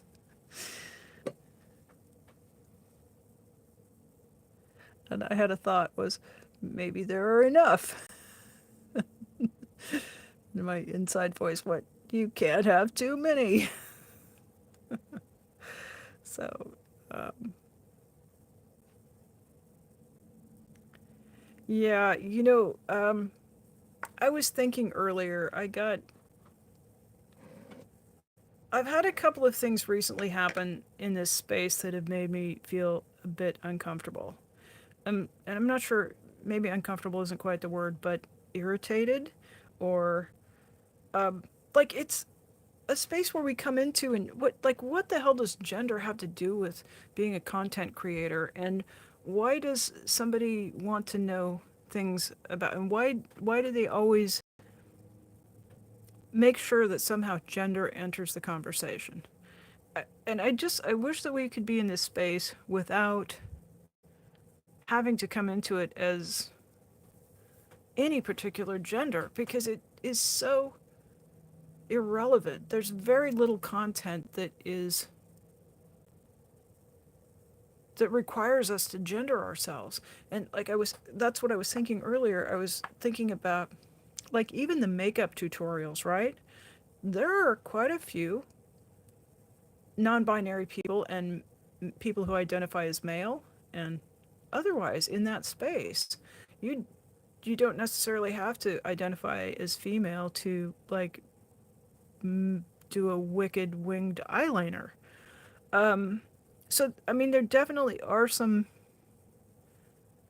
gendered content, or some gender role content, but this stuff we're doing in protest activism and art, it's it doesn't require gender. And when somebody kind of brings that into the conversation, I find it so jarring and unnecessary. And I'm trying to think of ways to communicate that I would prefer that I not have to have those conversations about, um,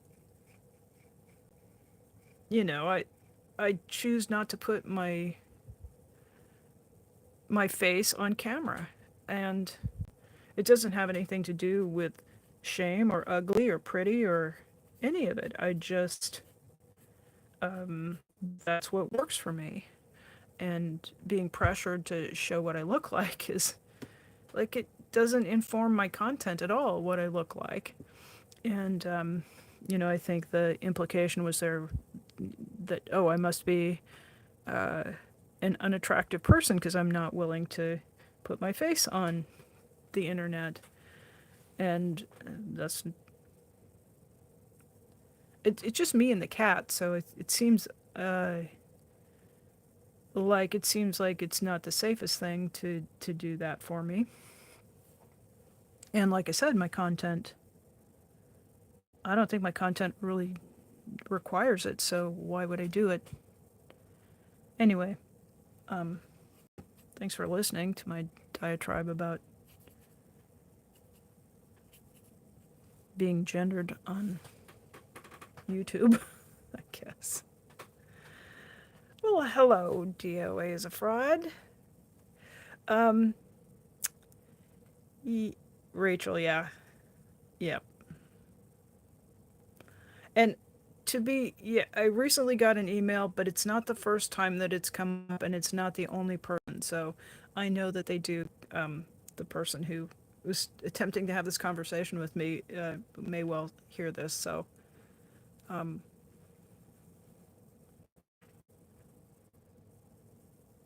yeah, right. I mean, there's a lot of that, of people who like, why should we listen to you? Because you won't even have the guts to, well, one, a lot of times those sorts of criticism I noticed are coming from people who don't have channels. So they're just, being the nattering nabobs of negativity from the chat. Yeah. And and here's the thing, like I'm getting into the gonna try to be empathetic. I was trained as a alternative dispute resolution mediator.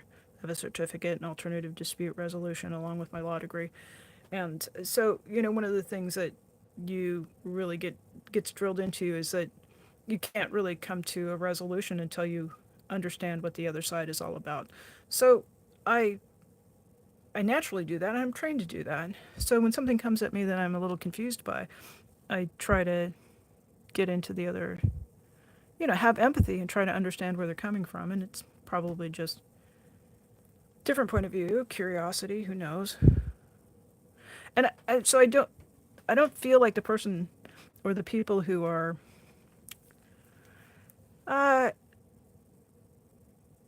I think some of it is malicious, and to that, I'm just like, I'm not even going to entertain the conversation. But for the non-malicious ones, that's my point, is that they're probably not being malicious. They're just people who are really into their own gender roles, and they like to understand the world by categorizing it. And it can take a perspective shift to stop categorizing everybody. And, one of the earliest ways we do categorize people is by gender roles. So,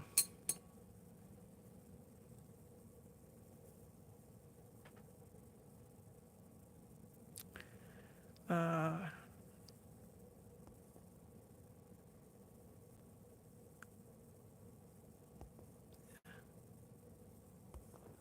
so just reading the comments. So your camera didn't work one time on Dusty's channel, and someone said your opinion mattered less because you weren't showing your face.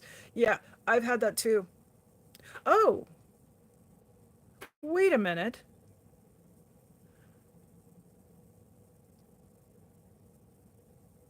I got that too.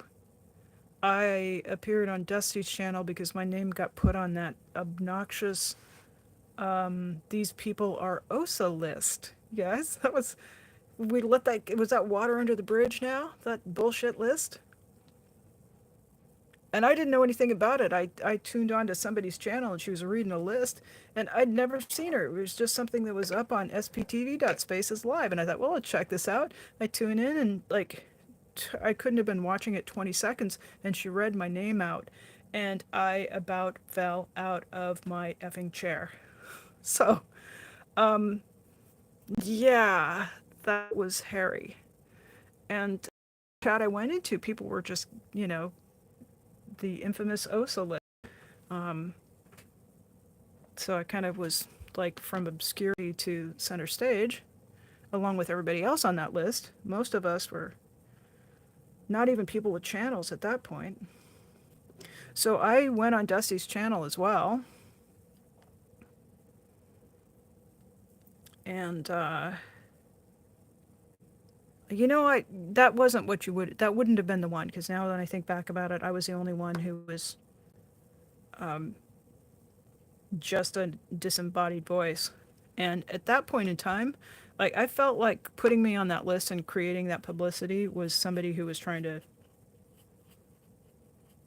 deliberately trying to get me to show my face. So I became even more reluctant to do, or not reluctant, I just was like, F that, I'm not going to do it.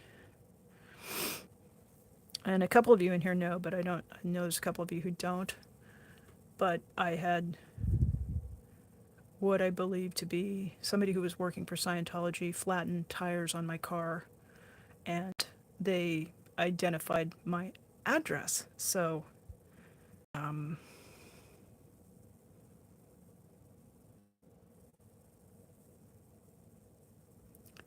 I had done a little bit of legal work for somebody kind of behind the scenes, and that became,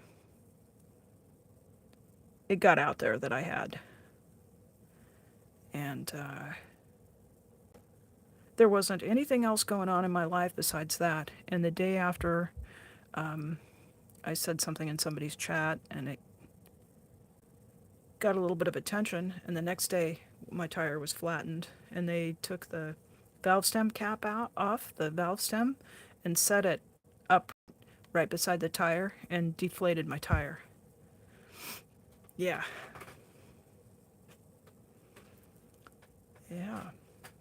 So it's like, I know there's some people who are scratching your head going, who the hell is Janelle, and what is she in this, and why is she, like, why would she go away? Things have gotten kind of sticky and hairy, and then like I kind of go down for a minute or two, and then I pop back up, and I just go like, you're not gonna fuck with us, and you're not gonna stop us. And the minor amount of help that I offered was enough to reach out and punish me? Oh, hell no. Uh, Now, yeah, so um I came back to, yeah, I reappeared in chat with more advice and more comments about, and I also was helping some other people, and they came and did it again. And that's when I said, all right, you fuckers, now you get Janelle TV. So here we are. Yeah, if they had because there have been some tough times in here. I think anybody who's in this space has had some tough times and some tough moments where we've gone, do we really want to do this? We've watched our friends get arrested, we've watched shit go down, and we've been through the nonsense and the bullshit. And they want to send somebody. They want to send somebody to where I live. Welcome to Janelle TV. Yeah.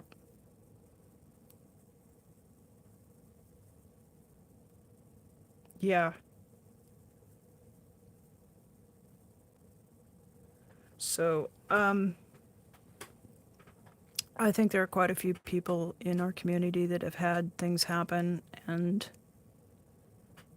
I think a lot of people are maybe more sensible than I am who would not, who would just kind of be cautious and just shit, man. It's me and the cat. Just bring it.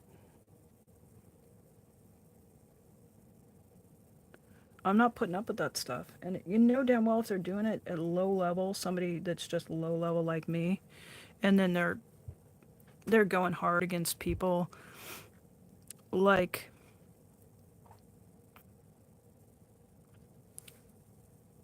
Danny, people like literally Michael, people like Nance Drew. And you guys know Nance Drew still is facing some really serious stuff. So if you get a chance, Indigo, if you would you mind if you could drop a link to Nance Drew's channel? I'm sure everybody here is probably already subscribed. She's got a she's got an upcoming hearing. She has managed to raise the money she needs for her lawyer right now, but I know she appreciates all of the support. And I feel like she's just not getting the attention and the love that some of the other protesters who are facing legal charges are. And for her, it's quite serious because she wasn't just served with a restraining order. She is facing something that could result in 30 days of jail time and a $2,000 fine. And this assault charge is nothing to be, to just say, you should just plead it out. You should just roll over and give up. She's in a corner, and I hope that we as a community can really be supportive of her. And she, she's a kind of a quiet person, and she's not real rambunctious, and I just don't want us to forget about her.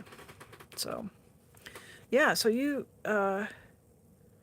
Indigo went to the org and then saw a sheriff's car. I'd be paranoid too. Yeah, they don't have jurisdiction in the city. But sheriffs are a bit of a, that's an interesting office because they're really only answer to the governor. And a bit of a legal, yeah, I wouldn't tangle with a sheriff.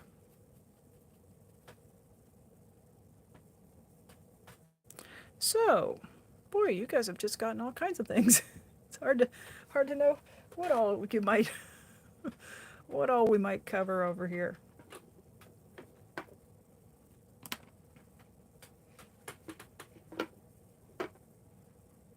Just look like a little old lady painting channel, but not quite.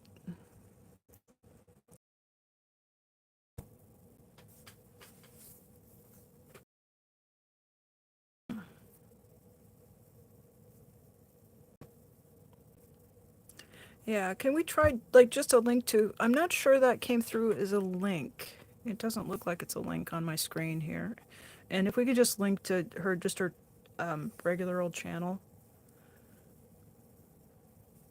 And I know I recognize some of your names from, thank you.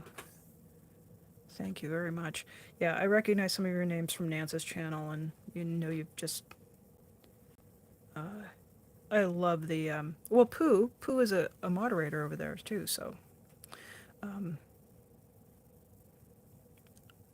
She's been doing these relaxing fireside things,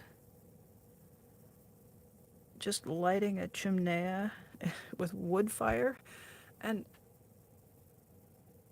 I, I don't know why it's so mesmerizing, but it really is enjoyable to just kind of hang out and wait for the dog to pop in, and there's nothing I like better than camping and having a campfire, so I didn't get out very much this summer, so it's nice to kind of look at those.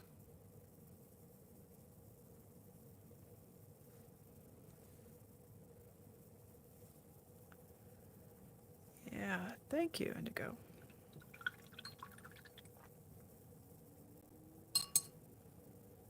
I don't know, maybe some orange now. Orange always makes blue go a little bit bright.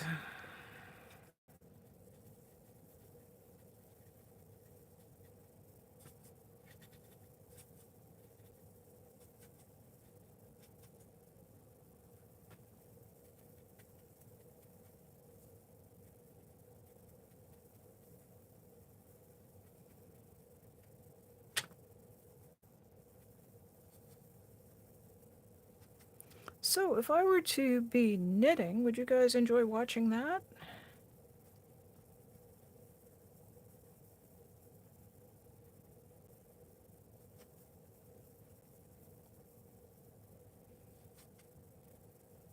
See if there's interest. Maybe I'll try.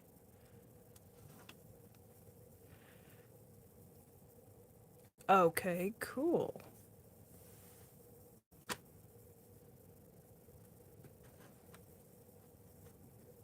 Do you think you guys might want to do like a knit along if I picked out a pattern on Ravelry, like one of the free patterns? Or sometimes it's just like I really enjoy the chats where I just kind of watch somebody do something.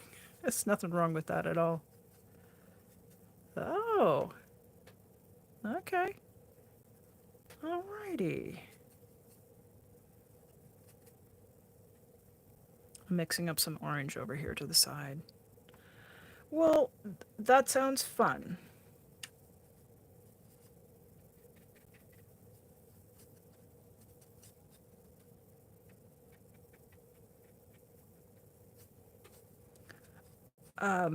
Are you guys cable fluent? Or, like beginner level cables? Rachel, that's so cool. Rachel says she's always knitting when she watches. Love it. Love it. Okay, I'm going with kind of this burnt pumpkin-y color. We'll see how it looks. I always manage to get my paint a little bit on the thick side. It works better as a wash, I think. Just have to dilute it enough. Okay. Cable, you don't know what cable fluent means? Oh, okay. I did a cute hat, and it does a kind of it's a cable technique, but really you switch the stitches on the needles to kind of put one over the other, and it creates a lattice up the side of the hat. And I knit it once, and I had one skein, and it's a beanie style hat, and it's just like maybe a half an inch too short. I put it on. I love it. It's a little bit tricky, but once you get the hang of it, it is a very it's a really satisfying pattern, and it looks a lot more fancy than it is. Oh, cables, you can... I'm more of a process knitter. I mean, I like the product, and I always will pick a pattern that I like the product, but I really like to knit something that's, got too much water on my brush there. I like to knit things that have a little bit of a technical challenge to them, or at least something to keep me interested, because I'm actually ADD and autistic, so I like a routine, but I want a new one every week. So, yeah. Let me just grab that hat real quick, because it's kind of cool, and I think you'll be able to see what I'm talking about here. It's just... Be right back. Go, buddy. Okay.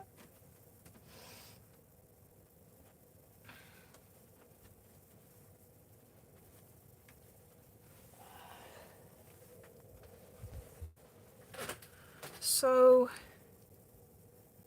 it's just a real simple little beanie, and it does this cool pattern. So you've got a knit stitch, and then, so the whole pattern repeats, like it's only this long, and it's a cabling technique in that this goes over, and then on this row, this one goes over. So it does a sort of a basket weave effect. And kind of does the same thing all the way up. So it was really fun to knit. And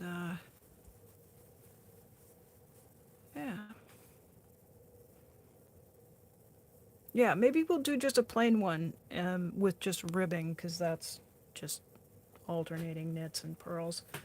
And then maybe we'll do that for a second one because it's a little bit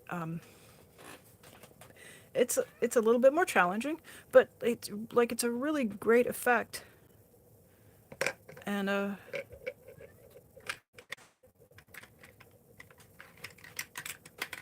just you don't even have to have a cabling needle. You don't have to hang anything off the front or the back. You just have to kind of trade your stitches. Like knit the stitch and then slide it over to the needle, and then knit the next one, and then you just do a little kind of switcheroo on the needles. So it's actually the first time you do it, you'll drop the stitch and you'll say some swear words, and then by the 10th time you do it, it'll go smoothly. That's knitting.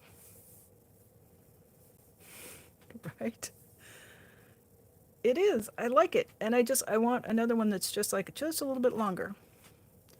Because that one fits kind of snug. And I want it to be just slightly slouchy. Yeah. Alrighty.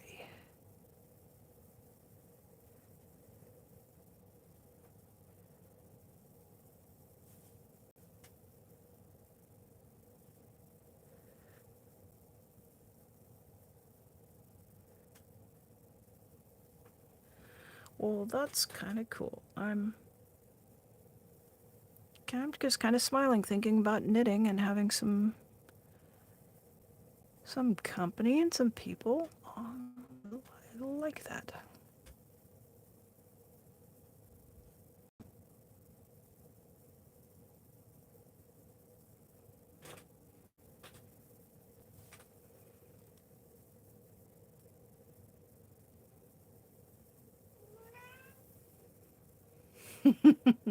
Oh, absolutely. Oh, yes, exactly. Yes. I've been really good not to drop any F-bombs tonight, so I'm not gonna call, I want to say, that's effing knitting. It's an unusual, this might be my first stream where I didn't drop a bunch of, you know. Um, are you talking to the chat?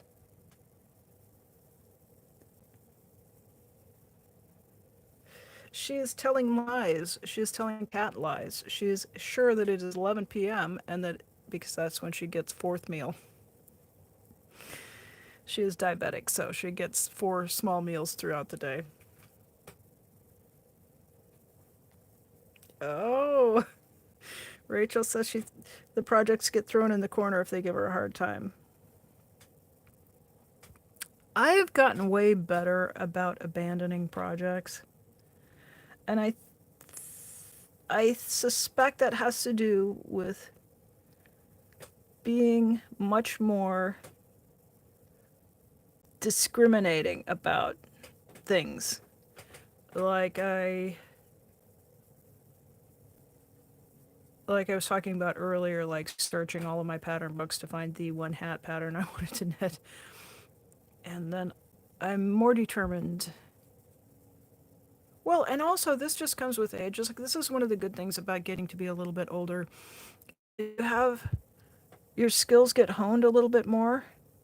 And when I was younger, I would start things and I would be just out of my depth with the skill level required, or I didn't, particularly with knitting, there are a lot of bad patterns out there, so you get started and it just starts to look like a floppy dish rag instead of a, beautiful scarf.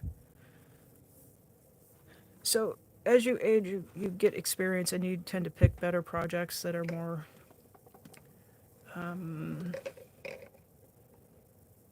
they're less likely to disappoint you, you know? And I will also say that I recommend you give yourself permission to frog those UFOs, unfinished objects. Just rip it out, rip it, rip it, rip it, rip it, rip it, frog it. Wind that yarn and make something else. Don't let those things hold you hostage.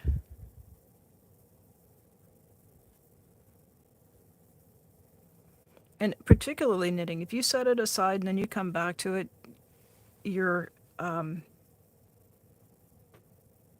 your your gauge will have changed, especially if you've taken time off from knitting. I have to knit probably a couple of weeks before I get my gauge back into its natural, reliable um, and my gauge, I can get it back to the row count pretty quickly, but the part that takes a little bit of getting the hands warmed back up again is the the measurement on the rows. And that measurement on the rows when you're doing your trying to get your gauge back into shape for a project, that's pretty important. So if you like work on a sweater and you toss it in the corner and you come back to it 6 months and then you go to try to knit a sleeve, you will, it's like, it'll almost look like you've done it on a different size needle. So,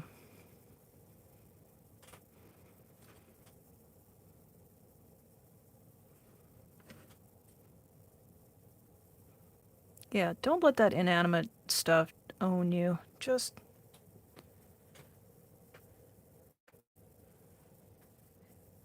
if you're saving it to savor it later, that's one thing. But if it's just giving you a hard time, nah. Auntie Janelle says, don't let, don't let your crafts hold you hostage. Life's too short.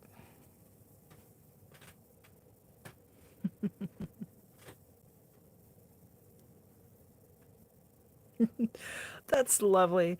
Rachel says, I always finish them. We just need some time apart. I get that. I also, does anybody sew? Anybody do any quilting? That's the thing. I kind of, I'll work on stuff intensely for several months at a time, and then I like to cycle through and do another thing.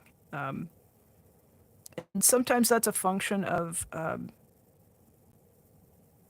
particularly with knitting, is I'll get, with the arthritis, I'll start to get sore hands, and then I'm just not able to knit as much as I want to. So then I'll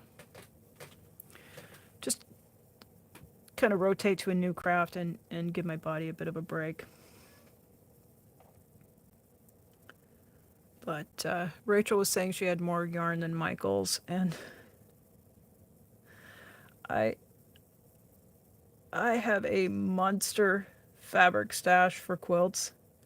And when my mom passed, she was also a quilter, so I inherited all of her fabric stash and her sewing machines. One of which her friend told me that my mom bought a really nice sewing machine shortly before she passed away. And her friend said, "Yeah, she bought that for you." I was like, because I saw it and I was like, she didn't get to use it much. Like, she used it a little bit. But then she just went back and used her other sewing machine. And I was talking with her friend, and her friend said, yeah, because my mom had been sick, so we knew it was not a big surprise. But anyway, lots and lots of fabric. So I love to take day trips out and around. I live out in Oregon, and there's a lot of places you can get to on a day trip. And when I get to a small community I haven't been to before, I like to go to the little shops and spend a little bit of money there and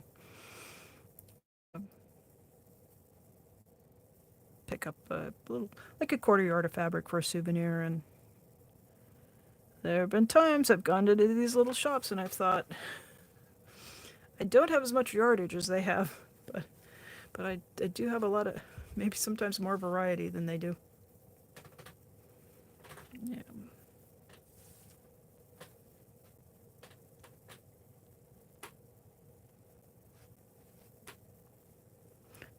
I didn't, for the first years after she's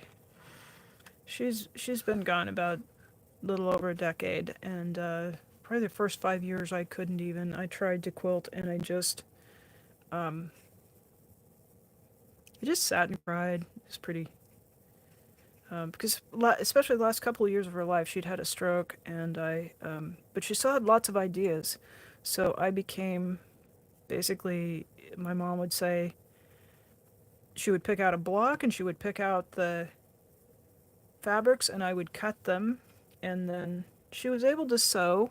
So if I put the pieces together, she could run them through the machine, and then I would do the layout. And so I basically worked kind of as her assistant, executing all of these quilts for her in the last 2 years of her life, things that she wanted to make. So I got out of the groove of working on my own quilts. So it was a little bit difficult when I went back to the sewing machine and back to the fabric, because it had been a while, and then also most of what I had been doing was working with her. And I'm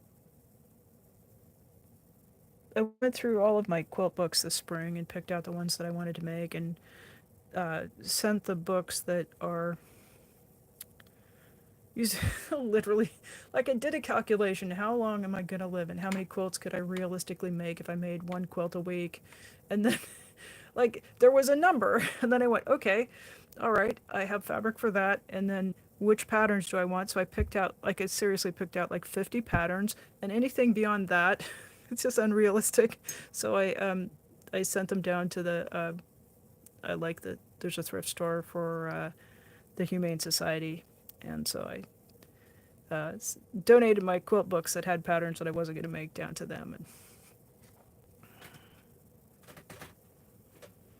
And anyway, I got a big stack of stuff. I like to work on quilts during the winter, so that'll be my winter phase. Oregon is so cute. You loved visiting Portland in 2019. I almost walked in the org. I kind of wish you had. Although, yeah, apparently, yeah, because that's the closest one. So I would say that's probably where the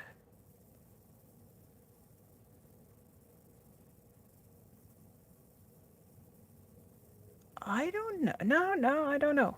I would think that maybe whoever was sent to flatten my tires was deployed from somewhere, but probably not. Yeah, I don't know. I don't know if they were deployed from Portland.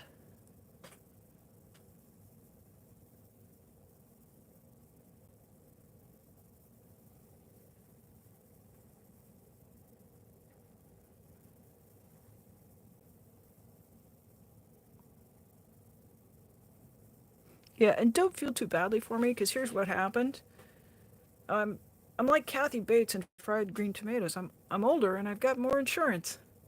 So I just called roadside assistance. It didn't even take me 10 minutes to get those tires reinflated. So um, I don't want to be too smart ass about it, because I don't really want them to come back and slash my tires like they did to somebody else who lives out here in Oregon. But and I guess even if they do, I'm insured, and it really won't.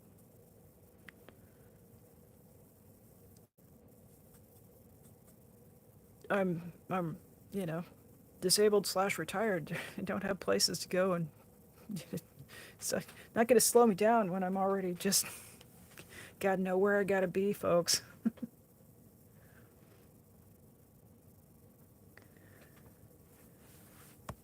I, I didn't like that they were on my driveway, because that was a little, not just close to home, it was actually home. But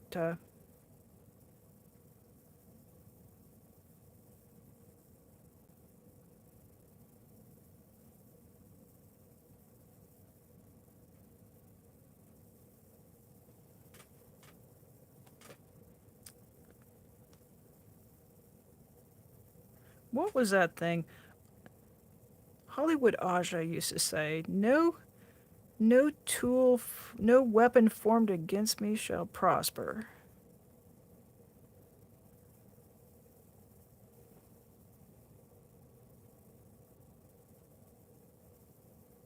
So I'm sure if they were paying somebody to do it, it probably cost them a lot more than it cost me.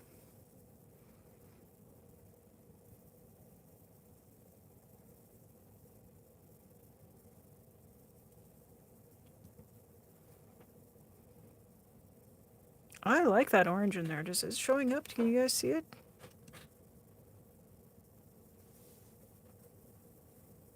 I think that was a good suggestion.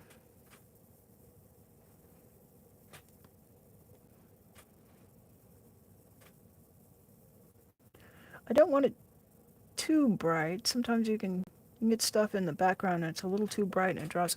I just want it to have a little bit of a sparkle effect and kind of move the eye around a little bit. Not have boring gray spots.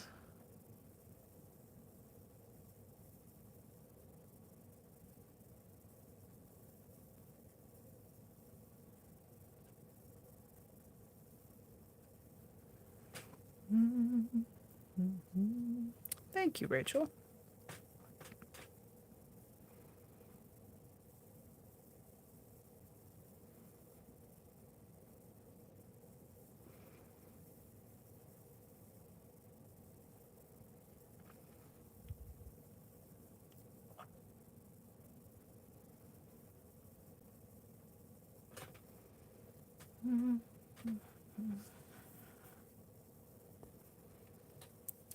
Well, folks, I see we are coming up on about 2.5 hours.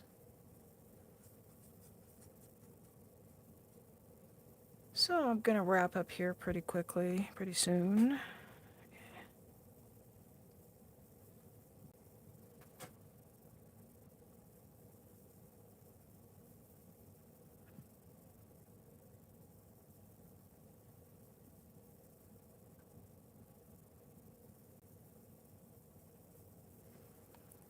I'm just trying to lay these in so that I'm not putting the same colors right beside each other. And I also kind of have to be careful not to get them alternating too. That can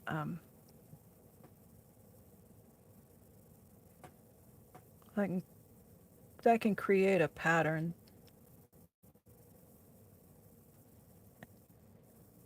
Especially if you get like a light, dark, and you get a little section of it, like a black and white thing going, and that can be very eye-catching.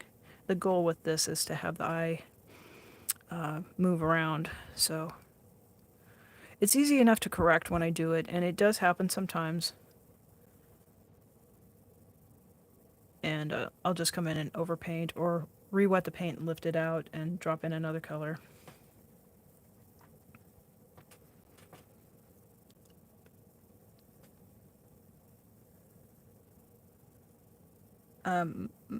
I would say the majority of paintings have a focal point.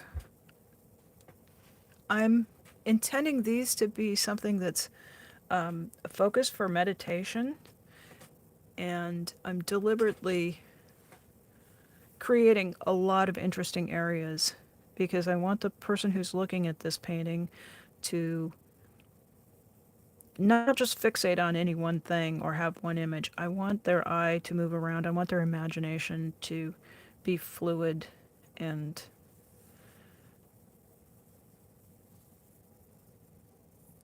to not just fixate, but to have some gentle motion. That, if that makes sense.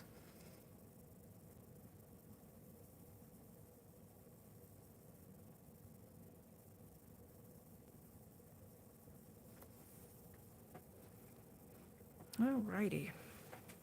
Oh, I got a big blank area down here. It's kind of funny. Sometimes as I go, I end up ignoring spaces, and I'll come back the next day and I look and I'll think, it's like that section was invisible to me while I was painting.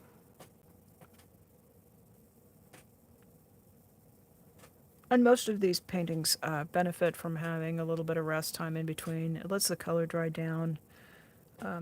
Watercolor looks quite different when it's wet from when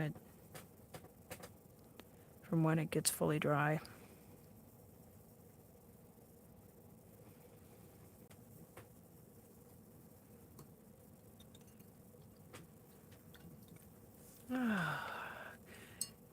Indigo, thank you for spending time, and thank you for your help with dropping those links. I appreciate you, and It was lovely to spend some time with everybody.